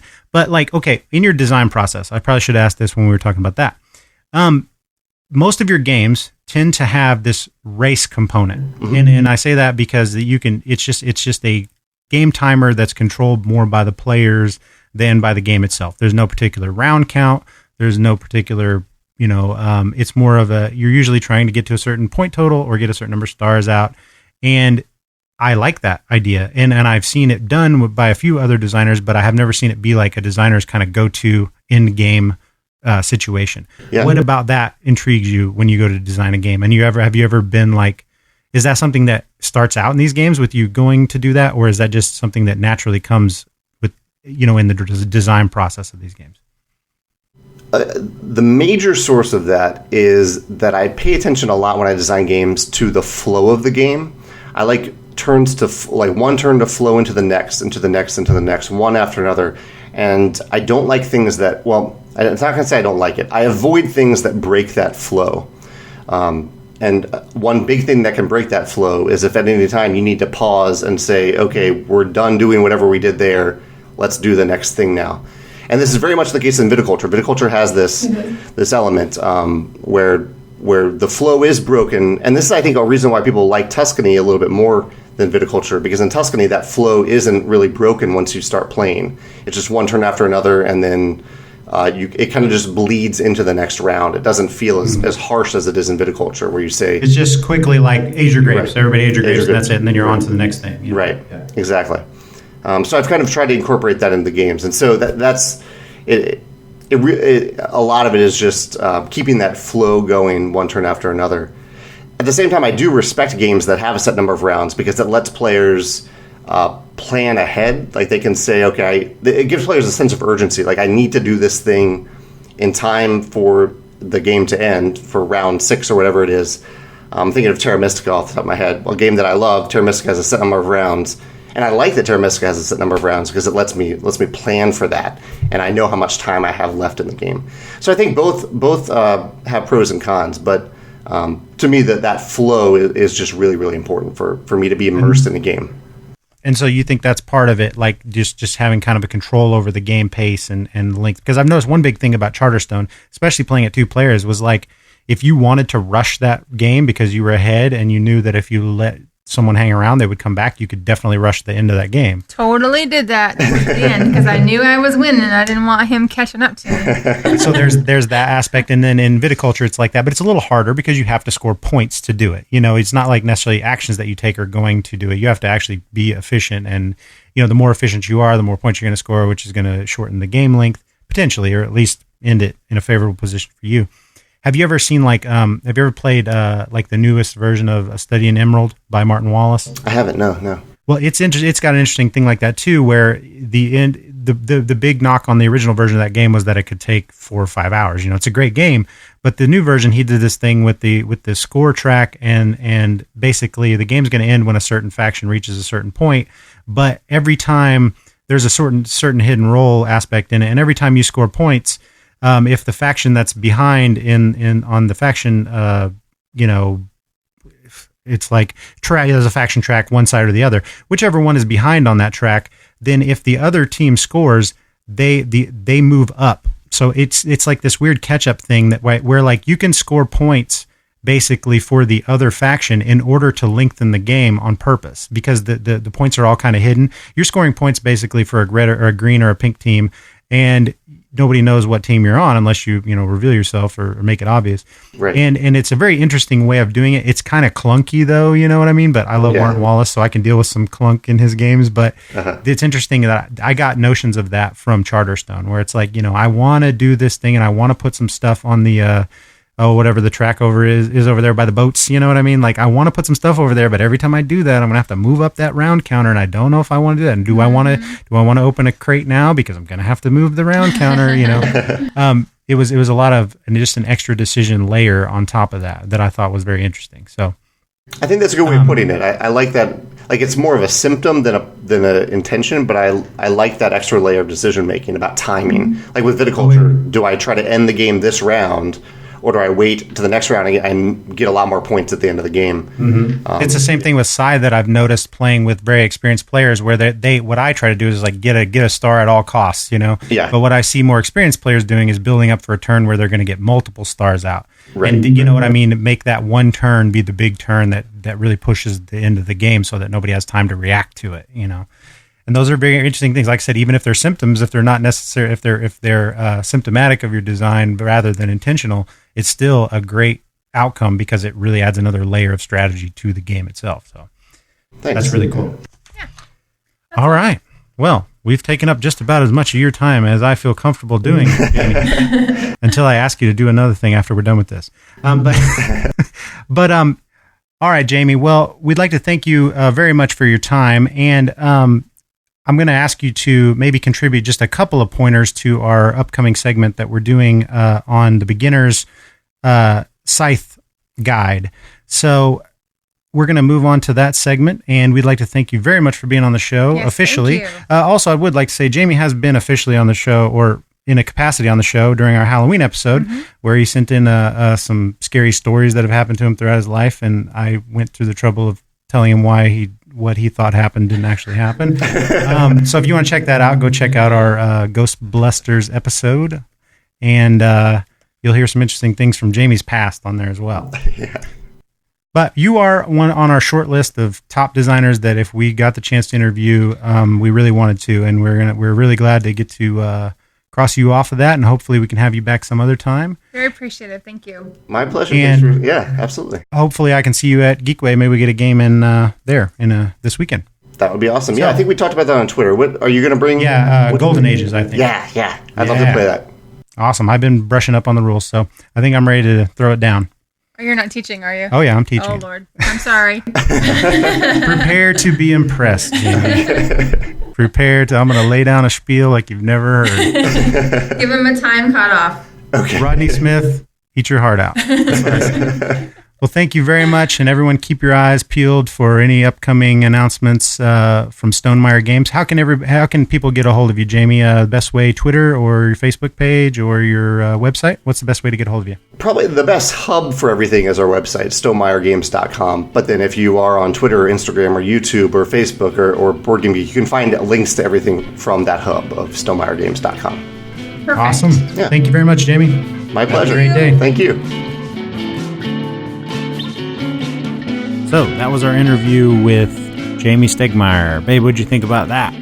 Freaking awesome. He was a bit high on our list of people to interview, right? Yeah, I was a little nervous. Were you? I was. I was too, a little bit. I'm close personal friends with him now, though. So are you close personal friends now? Yeah, we're cool. No, it was really exciting to get to. And one thing I will say is like interacting with him at Geekway and just seeing him around there, and in like the hour and a half that I played a game with him, there was probably 6 or 7 people during just our game that came up to him and were just like, just want to tell you, highlight of the con to meet you, and I'm a big fan of yours. I mean, people were fangirling and boying out to different degrees. So I mean, he's the Elvis Presley of board games. He is one of the big dogs. Like in that place, there was Tom Vassell and Stephen Bonacore from Stronghold Games, and Jamey was there. And I saw all 3 of those guys, interact with people. And it can't be easy to have people come up to you and talk to you every 2 seconds that you turn around. That would get old. But those guys, all 3, handle it with grace. And seeing Jamey do it, and then having him say specifically that he's an introvert and this is not super comfortable for him, but seeing how he's gracious and always gives people the time and never sloughs anybody off. And if somebody wants to play a game with him, he does everything he can do to make that happen. So that's awesome. He's just a really nice guy, and that just goes to show that being a board game celebrity or rock star is different than being a real celebrity or rock star, because you have to be cool to your people or you will get shunned. Yeah. You know what I mean? Yeah, you can get shut down really quick in this community if you're an asshole. So and he's not. And he's definitely a great not. Guy. So it's really cool to see that and just be like, because who has that? Like if we get someone tells us they like our podcast once, it makes our day. Well, what if 30 people a day came up to you and said that in this kind of place? I don't know how I handle that. Hard to deal with. It would be. But I guess you get used to it. It's not his first rodeo. So that was the interview, and that was awesome. Now, we have a little bit of a Scythe segment that we decided to do associated with our giveaway of Scythe. So, as far as the contest goes, I'm going to make it as simple as I possibly can. What's the contest, babe? Go to our Facebook page, which is facebook.com/NSFWP podcast. Just search NSFWP podcast on Facebook. Like our page and go comment on this episode. It's episode 21. And I don't know what the name of it will be yet, but it'll be episode 21. And so comment on it and tell us what is your favorite Stonemaier game. Ooh, yeah. And you can tell us why or whatever, but at least you need to tell us what's your favorite. So you've got choices of Euphoria, Viticulture, Scythe, Between Two Cities, Charterstone, yes. So just let us know. Couldn't be simpler. Just tell us what is your favorite Stonemaier game, and you will be entered to win a brand new copy of Scythe. Also, you can do this on Twitter. So you can also go to @NSFWP podcast on Twitter and go to our pinned post for episode 21. Tell us your favorite Stonemaier game. Couldn't be simpler, people. We're giving away a giant heavy box of Scythe. So, if you get this giant heavy box of Scythe, you might want to know how to play it. Yes. Well, read the goddamn rules, because I'm not going to tell you how to play it. It's too complicated. This is a beginner's guide to Scythe, and I think it will be most effective after you play your first game. I think you should get a game under your belt.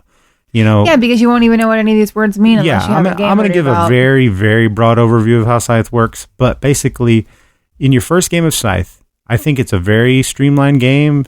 The rules are not overly complicated, but it is not a light game. It's not a gateway game by any means, right? No, it is not. But it's also fully graspable by. It is. If you're into board It'll games. take you a game. Yep. So after you play your first game, get some people around. Maybe somebody's played it or something. Maybe not. Maybe get a whole bunch of people that have never played it. Go through the rules. It's a good rule book. And play the game. And then after that, think about these tips. Go to BGG and download this beginner's guide, or listen to the episode again and use these things, because these tips come from people from our game group. I went to the people who have played Scythe more than anyone I know.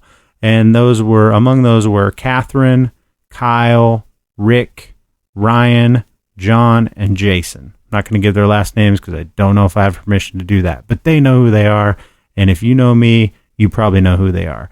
Catherine is, at the last I knew, was like second or third on all-time recorded plays of Scythe on BGG. And she's shooting for that number one spot. Before Moon City Con, she had recorded her 100th game. And since then, I know she's played at least 10 or 12 games of it. She literally finished a game in 14 moves. Yep, which we talk about with Jamey. We do talk about it. And I think we've talked about it before then, because I talk about that game because I was in that game and it was pretty crazy. But also, like this weekend, Rick, for example, Kyle is also very good. Ryan is very good. I've been in games with all these guys where every one of them has won.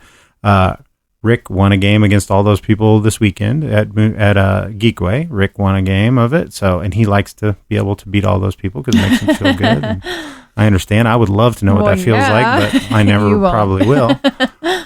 So I polled them and asked them, if you had to give a couple of tips for people who are just getting started in Scythe, what was something you would have wanted to know going into the game that if somebody would have told you would have helped you along? Because I think this game really benefits from that, because one way it does is benefit you to play people who are really good at it, but then you got to lose to learn. This way, those people, before they beat the snot out of you, can just tell you what you should be doing. So we've compiled their best tips, along with Jamey, his tips himself. He went ahead and recorded a couple of tips that we'll play at the end of the segment. And they definitely mirror some of the things that I was told by the other players too, but I'll let him have those tips. So without further ado, we go to our Scythe Beginner's Guide segment.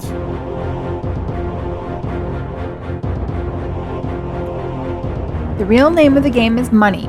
Always remember, money is victory points, so pay attention to what makes you money on your board.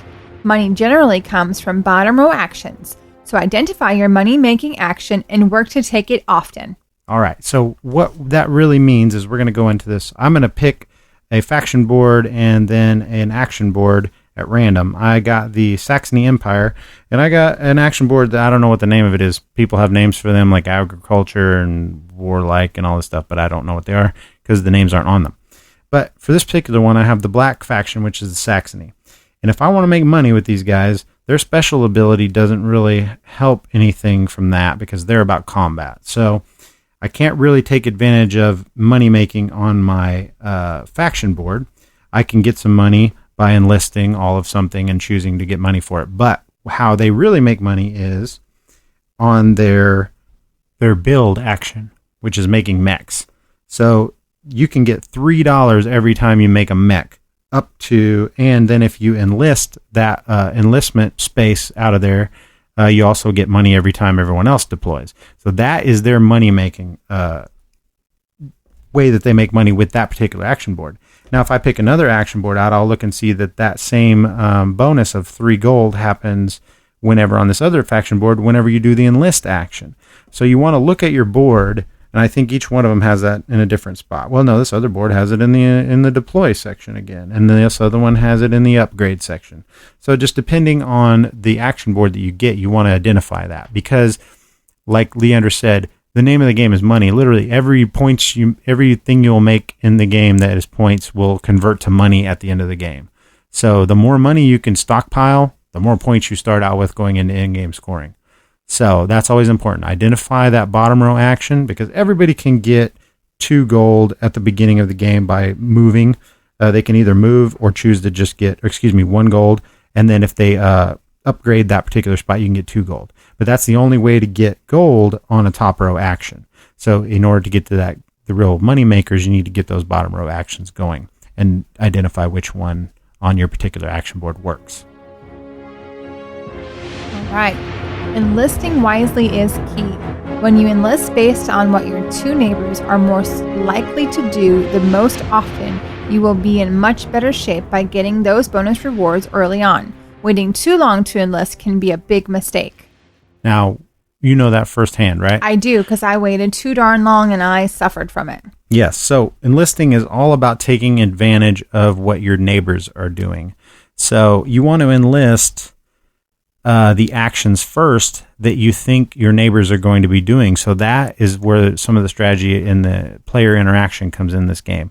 You want to look at your other players' boards to your left and right and see what their money-making action is, see what their deploy action is, see where they're starting on the board, and see what you think they're going to do first. I was so focused on my own board, I wasn't paying attention to my left and right, and I'd lost so many opportunities to make extra money. Absolutely, because you want to get those enlists done that are going to be most beneficial for you as early as possible. So, like, you want to look and see, do you think what bottom row action is cheapest for your neighbors? So if I look at my that board that I picked with Saxony earlier, the cheapest thing that they can do bottom row action is to upgrade because they only have to pay 2 oil to do that. So I'll look over and I'll see where they're at on the board, and Saxony starts out, I don't know this, people that I play with will know, I don't have the board out, But let's say Saxony starts with an oil next to them, right? So I'm going to look at that and say, their cheapest action is with oil, and they've got oil right next to them. I'm going to enlist on my board the spot that is on my upgrade. That way, every time they upgrade, I'm going to get some kind of bonus. So in this scenario, my bonus would be I would get a power every time somebody enlisted, or every time I enlisted for the rest of the game. You can also enlist what's cheapest on your board, because you're going to get that bonus as well. So that's one big thing that a lot of times you miss out as a beginner in this game. Enlisting wisely and early is very key. Popularity is paramount. It is hard to get and easy to lose, so pay attention to it. Be hesitant to spend it in either encounters or by getting all of your workers out too early. This is the problem that I have in this game, is popularity is the thing that multiplies your score at the end of the game. So in-game scoring, you're going to see where everyone ends up on the popularity track, and that's going to be the multiplier for their scores in regions that they control, resources that they have, and for the stars that they have out. So you're going to get more based on the popularity. And I always have a hard time because everything costs popularity once you start upgrading. So I always have a tendency to think the easiest way for me to get a star is to just put all my dudes out, put all my workers out. But once you start putting your workers out, your cost goes up every time you want to produce. And one of those costs, depending on which board you have early on, can be either power, popularity, or money. And depending on which board you have, usually popularity is second. But I think it may be second on all of them. Yeah, first you start losing power, then you lose popularity, and then you lose money. Well, I've always ended up getting that out. And then every time I need to produce resources, I lose popularity. Or like also when you take encounters, sometimes it will say, lose 2 popularity, but gain a mech and $5 or something like that, or gain 4 oil or whatever. That's one of the options sometimes, is to lose popularity. And even though that might sound good early on, getting popularity is hard because most of the time, the most you can ever get on one turn is either it's possible to get 3, but it's more likely that you'll only be able to get 2 per turn with your trade action if you don't actually get any resources and you just have upgraded it to get 2 hearts or 2 popularity. If you do that bottom row action and actually build with that, on this particular board I'm looking at, and then have enlisted, then you could get another one. So 3 at max per turn is all you could get. And if you wait till late in the game, and you're way down at the bottom of that popularity, you might not have time to get it up. And even though you may be spread out all over the board, someone else might have half as much as you, but twice as much popularity and be scoring just as many or more points than you. It may look like a combat game, but at its heart, it's really not. Only one faction can get more than 2 stars by combat, and if you're not set up properly before getting into a fight, you can make yourself an easy target for someone else to attack you. That's true. So when you looked at this game for the first time, you thought it was a combat game, right? Absolutely. But it's not, right? After really playing not. it, you can say it's you're only really required to do it once just to get your star, or twice to get your star. But if you're the black faction, then you can do it as many times as you want. Yeah, your special power. You can get all your stars by fighting, but everybody else, there's no incentive to fight except for maybe you can steal people's resources by fighting. But realistically, it's a waste of your time to fight more than twice if you're any other faction. And even if you're black, one of the things about that is, unless you've just got a handful of power cards, which is possible as black, but depending on the faction board the action board that you get, but most likely you're not going to have a handful, so you're not going to be as powerful, because what's going to happen is black they start with 4, so they get a lot to begin with of power cards.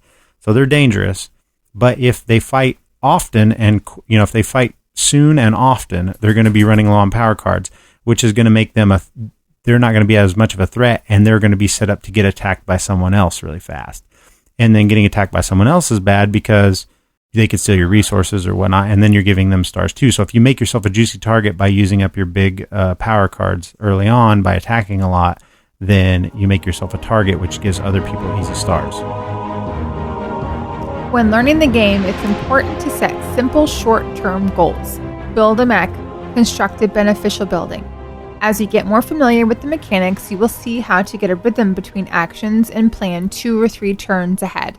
That is so important, to be able to plan your turns ahead of time. Like even when you're trying to pay attention to your left and right and what they're enlisting and that kind of thing, knowing what resources you need on the next turn, the turn after that, to be able to figure out what the heck you're doing. It's so important. This game, it just blows my mind how many different routes you can take in this game. It's so much fun. And the more you play it, the more you'll notice that the boards are set up for certain things to happen. Like it's almost like chess. When the people have played the game as much as the people we got these tips from, they can look at a faction board combination with an action board combination, and then they can look at they will know by the faction that they got, they'll already know what's around them at their starting spot, right? So they can vision that, and then they can look at their action board and go, okay, in order to, like if I'm looking at the 2 I have now, I'm going to look at it and I'm going to say, all right, I need to plan a couple of turns ahead, because I know that, let's say I know this because I don't know the board well enough to say. I should have the board out or a picture of it anyway. But let's say, like I said before, that oil is next to Saxony's starting spot. And I need 2 oil in order to upgrade. So I've got 1 guy on oil, right? Because you start out with 2 of your workers and adjacent to your starting spot. So I've got 1 guy on oil, so I'm going to produce, right? And then I'm going to trade my second action so that I can then, the next action is not as beneficial. I would like to do it in 2 actions, but by my third action at least, I'm going to be able to upgrade something. I'm going to make something better and something else cheaper on my board. And you want to plan that out.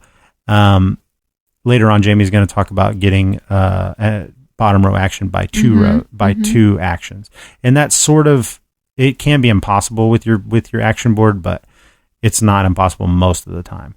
And that's what it's about. And then the whole game, you're just doing that. You're just looking forward to what can I do next, and what do I need to do? Because like that thing about building a mech or building a beneficial building is important, because when you build your mechs, you get special abilities. And the one thing everybody starts out trapped in their little 3 hex area or 3 or 4 hex area with, they're trapped by water, so they can't move out until they either get their river walk, which their mechs and their character can then move across water, which means you have to deploy a mech out, to build a mech out, or you have to build the tunnel building, which allows you to then be connected to all the tunnels around the rest of the board.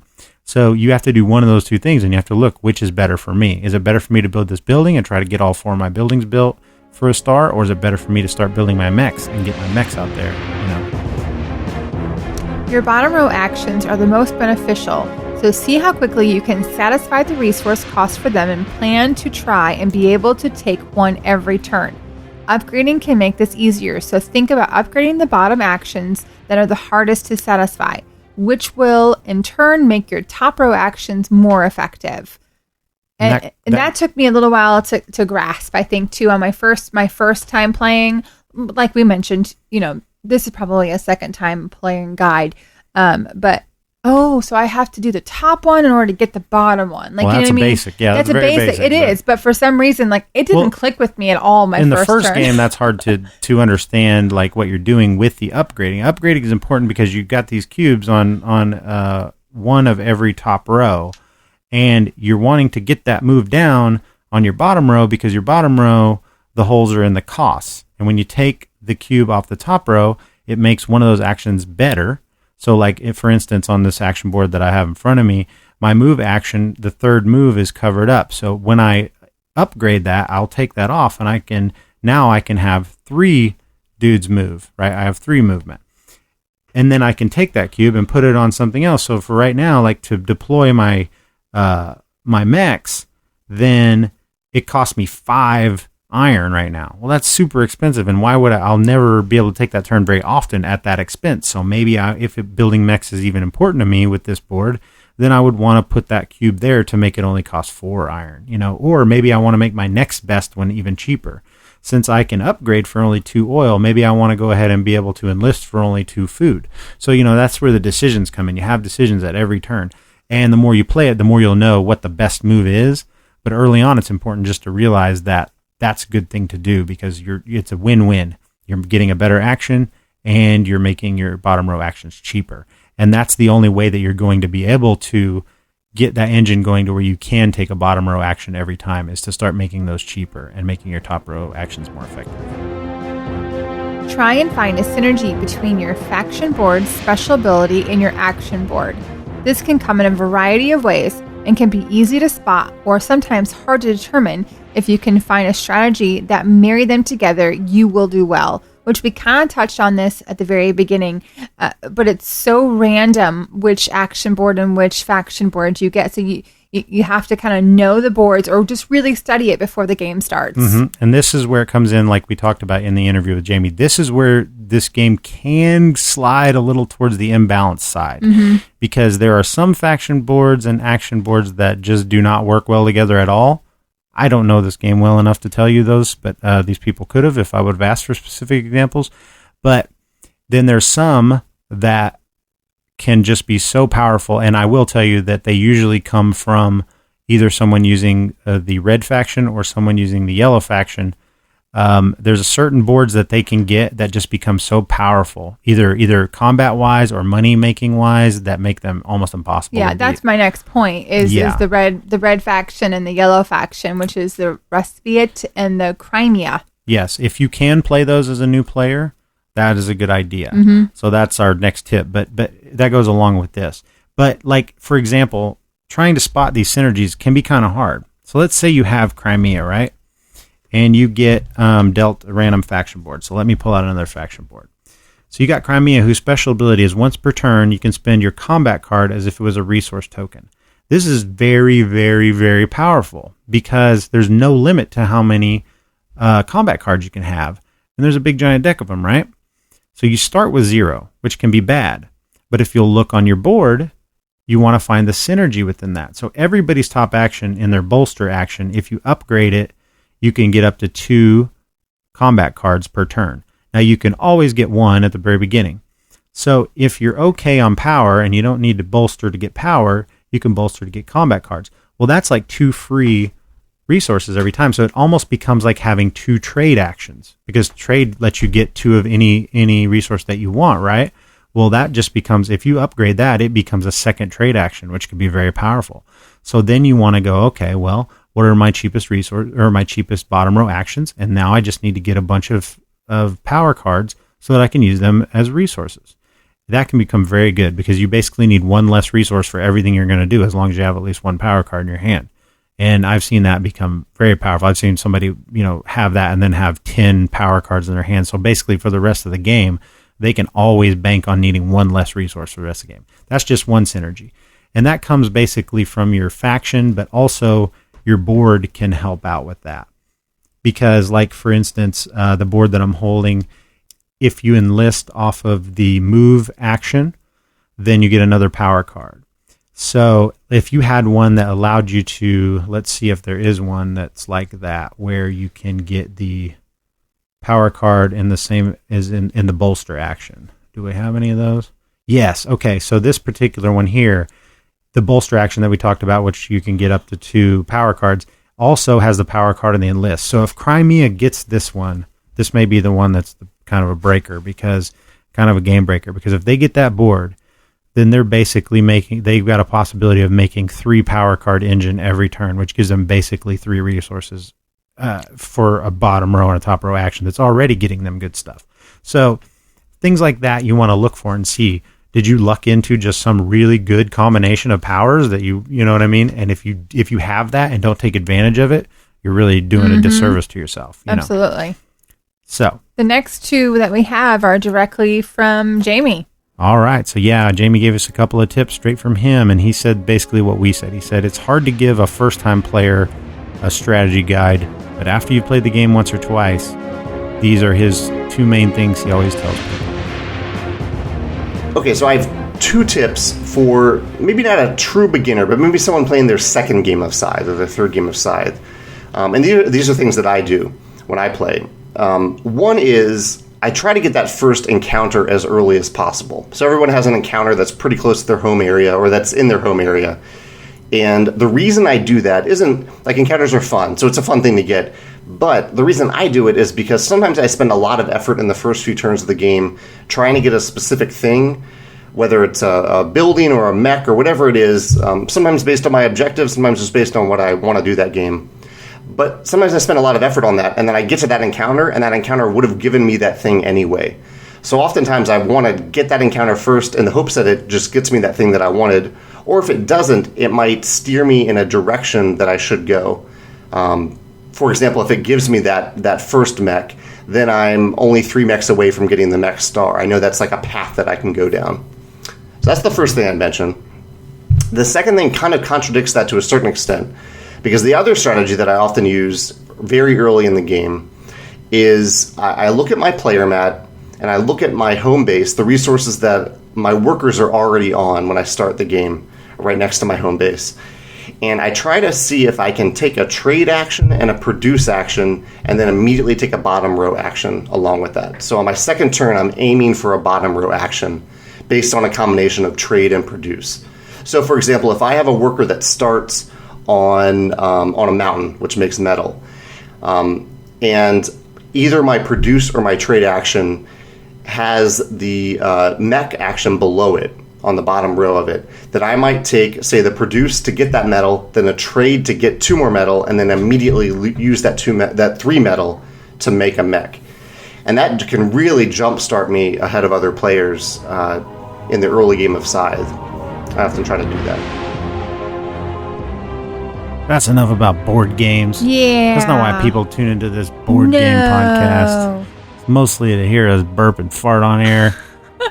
Talk to awesome board game people. Heck yeah. Except we're all done with that part. So now we're going to go on to the Meeple of Madness Music Minute, where we're going to tell you all about the hottest music that us old white people like. So we're going to give you a couple of recommendations this week.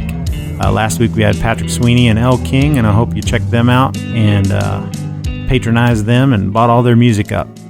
This week, Leandra is going to bring you someone that I introduced to her that she's fallen in love with. Who's that? T-Bird and the Breaks. My specific song that I fall in love with was Blackberry Brandy. Yes, every time you're drinking, you want to hear this song. The drunker Leandra gets, the more she wants to hear this song. Yes, I do. So it's so fabulous. Give us a little sample of it, babe.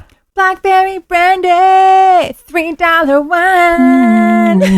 That's all you're getting. Tall boys and shorties. They get me every time. All right, we'll let them do it. I mean, I don't know if they're going to live up to that. But here's T-Bird and the Breaks with Blackberry Brandy. Sitting on a bench, wasting my time. Friend come by, had $1, so we went and bought some wine. Walking down the tracks, laughing and drinking, my feet start to stumble and my breath start to stinking. Blackberry brandy, $3 wine. Tall boys in 40s, they get me every time. Passing a bottle, I wind up in the can. Get out tomorrow, I'm gonna do it again. And I know I should be looking for a job, but it sounds too much like work to me. All right, that was T-Bird and the Breaks with Blackberry Brandy. Now on to my selection for this week. I swear I will get out of the soul singer, funk, jazz, soul, blues thing eventually, but that's kind of what I'm into lately. So I'm going to give you a guy that my best buddy in music, partner in crime, Dane, introduced me to this guy. His name is Curtis Harding, and his newest album is called Face Your Fears, or just Face Your Fear, excuse me. You could check him out on iTunes or Spotify. He's all over like the blues section of that. The song I'm going to play is As I Am. I think this guy is just, I mean, he's a modern day blues soul aficionado that's doing stuff that is more authentic than some things you might hear. You know, like he's just really, he's real, and his band is amazing. So Here's Curtis Harding, As I Am.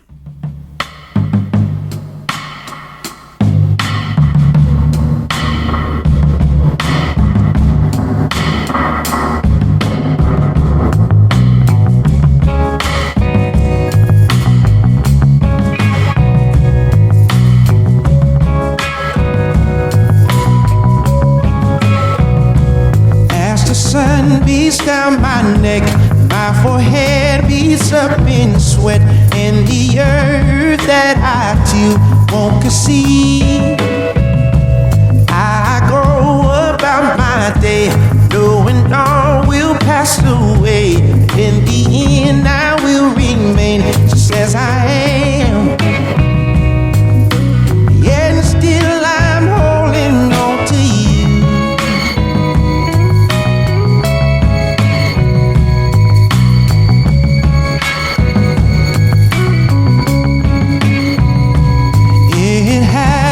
All the time in the smoke rings of my mind. I am famished in this field where I stand.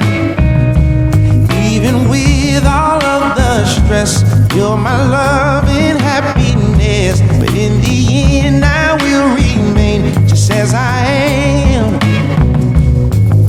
But yet still I'm holding on to you.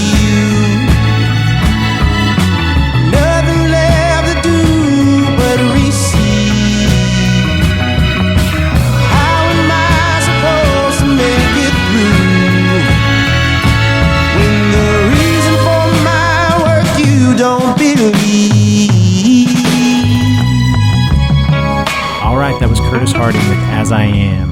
And that's it for the Meeple of Madness Music Minute. Hope you check out these artists and let them know that you heard about them here in the weirdest place of all time. They'll be like, what? What in the hell? What podcast? What am I listening to? God, it would crack me up if they checked it out and be like Patrick Sweeney liked my post about it on Twitter, and I was like, there's no way that guy is going to be going and checking out our podcast. But my heart fluttered a little bit when you told me that. That's so exciting. We met the guy. I know, but still, I don't think he's surely to goodness he doesn't put two and two together. That he stared at us. Oh, he's probably times. Sitting around Memphis after gigs playing a lot of Catan. I'm sure he is. So that's it for Meeple of Madness Music Minute. Let's get on to IRL. IRL. That's sort of what it sounded like. That way I don't have to put in the music. There you go. Perfect. All right, what do you got for IRL, babe? Well, we got big plans this weekend. Yep. My mom and my Aunt Patty are coming in from Florida, and they're going to spend Memorial Day weekend with us. I love when in-laws are here. It's my favorite time of the year. But we're having a big, humongous Memorial Day party.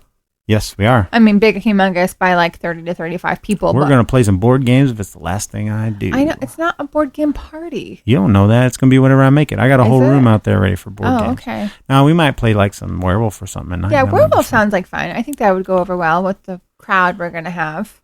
You don't know what crowd we're going to have. You don't know either. I've invited all of my nerd friends. Well, me too, but they're not. They're all antisocial, and they probably won't come. Probably. So, let's see. I've got one more thing on my IRL. Super excited. Been waiting 5 months for this. Oh, yeah.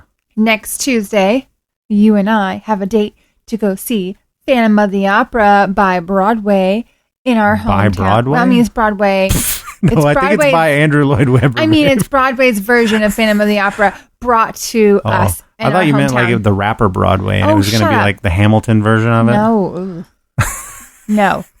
I don't like Hamilton music. I've don't tried to like Hamilton Hamilton music. Hamilton is hip hop for people that hate hip hop. I don't care for it. I love rap music, and I hate Hamilton, so... Broadway version of Phantom of the Opera brought to Missouri. By Broadway. So excited. It was my Christmas present, and it's coming, and it's going to be here on Tuesday, and I'm so excited. I am ready to catch a nap. Oh, I can't wait. I don't know. It might be awesome. I've never. Great. I don't know anything about Phantom of the Opera. We should watch the movie before we go. Dude with a mask, and that's about all I know. Babe, it's going to be, the music is awesome. Is it really? It really is. It's so awesome. I have my doubts, but we shall see. Oh, I can't wait. We'll report on Phantom of the Opera. Yes, that's next Tuesday. Yes. Hey, at least we'll have a babysitter since my mom and Patty will be here. Hey, yeah, there you Right? go. Awesome. Sweet. For me, IRL, did I say anything about what I was going to say? No, I interrupted you. Yeah, I forgot all about it. I don't know. I just got back from Geekway and my voice is completely fried and frazzled. Geekway was awesome. I'll just say in real life, I got to hang out with some friends that I don't get to hang out with enough. At Geekway, I got to see my buddy Jimmy and my buddy Jeremy, who have busy lives and don't get to come out the game that much anymore. And mostly I hung out with them and Vaughn over the weekend and did get to go have dinner with Rick and Summer and Mike and Kyle. And we had a good time. It really is about the people at a thing like that, because I saw some people that were loners at this thing. And I mean, it's good because it's a good community and people will take people in and play games with them and whatnot, but you got to be rolling with a crew at a place like that. And I'm glad that I've got a good crew and a lot of people that will, I can jump in and out with different groups and we might lose track of each other for an hour or two because communication is spotty in this place. But, when everybody some group always wants to meet up and go have dinner or go to the bar or do something, in the evenings. And that's what makes it fun. That's what kind of makes it nerd sleepaway camp. So my IRL is that I literally got about 3.5 hours of sleep over 4 days. But you had so much fun. But I had so much fun and made a lot of good memories. And that's what's fun about being old and going out for 4 days and just pushing it to the limit. Heck yeah, baby. So, I don't think we're going to record before I leave. I leave on June 5th for China. Going back to China again. Yep. Well, what are you going to do there that's different than last time? Not Eat a damn bowl of noodles thing. or something? Same damn thing. Different part of the country. Are you going to ever get to see the Terracotta Army there? Where is that at? I don't know. I just got a game about it, though. See that game right there in the bottom? It's called Zion. Yeah. I really want to play it. It's about the Terracotta Army. I know it's somewhere in China. It's in the Forbidden City, I think, which you went to, right? It was in the Forbidden City, but I don't think I got to go see it. No. My boss has got a whole bunch of figurines of these guys. Well, I do too. They're in that board game right there. But they're actual little statues. These are actual little statues too. Okay. Yeah. And it's all about how they got made. But no, I don't think I got to see them. No, I think you'd remember. I went to Beijing and Shanghai and all that crap. Went to the Forbidden City, but I didn't see those guys. That's in Beijing, right? Or was that in... I don't know where they're at. You've been to China. You know nothing about it, China. Dude, I'm so tired of going to China. Well, let's hurry up and take the good trips. I'm so appreciative that, that's something so many people will never get the opportunity to do. I'm so extremely appreciative. But this is my 5th time. Yeah. It's time to start going to Germany and Ireland and all these other places. I'm kind of over China. Yeah. I get it. I'm over you going to China too, believe me. I know you are. I'm really over it. I know you are. You can stop doing it anytime you want. I hope so. LED bulbs have to stop changing so I don't have to go every single year. That's not going to happen. I know. All right. So if you're in China and you listen to this, it's probably outlawed by the government. But if it's not, then hit her up while she's there and buy her a Sapporo. And there you go. That's Japanese, I think. I think that's Japanese. I don't know. What the hell do I know? We have rice wine. We got rice wine from a vendor last week, didn't we? It's horrible. You didn't try it. I've had rice wine. It's disgusting. I love rice. Rice wine is sake. It's so gross. It's great. I mean, I think there's other kinds of rice wine, but sake is rice wine made from rice wine. It's like basically the moonshine made from rice wine type idea. The bottle's cool though. Yeah, the bottle is really cool. All right, so now we're just rambling incoherently about shit. And I'd say this is going to be about a 2-hour-long episode with about an hour's worth of good stuff in it, which is going to be just the interview. So basically, that's it for us. You got anything else you'd like to say before we close out episode 21, our barely legal episode of the Not Safe for Worker Placement podcast? The end of next month will be a year. That's right. Yep. We're almost at our year. Almost. We'll have to have an anniversary episode. There you go. Oh, well, somebody came up that had something to say about the end of the episode. About to give this guy away, I think, to our winner of our... Hey, it's your brother. He's staying in the family. God, that means he's going to be back. Yep. Oh, well, lucky for you, Maurice. You're staying in the family. What do you think about that, sir? Incest is best? Ew. Game of Thrones style? No. Is that what you think? No. Ew. Oh, I don't think he thinks that's true. Good. So he's definitely not Jon Stark and Daenerys Targaryen it up with your brother. So Awesome. all right, that's it for us, guys. All right. Good night, everyone. See you next episode. Thanks for listening to episode 21 of the Not Safe for Work Replacement podcast. If you want more of our nonsense, go to www.nsfwppodcast.com or Facebook at facebook.com/nsfwp or at nsfwp podcast on Twitter. I barely got that out. Later, y'all. What are you doing? I have a bug bite on my ass. What do you want me to do? Jeez Louise. I guess scratch your butt. Thank you for giving me permission. Well, you're just bending over with your hand down your pants. Well, I have a bug bite on my butt cheek. And it itches. You know I'm recording this, right? Fuck you. You are not. Delete that shit. Don't even. Blooper reel. Here we come.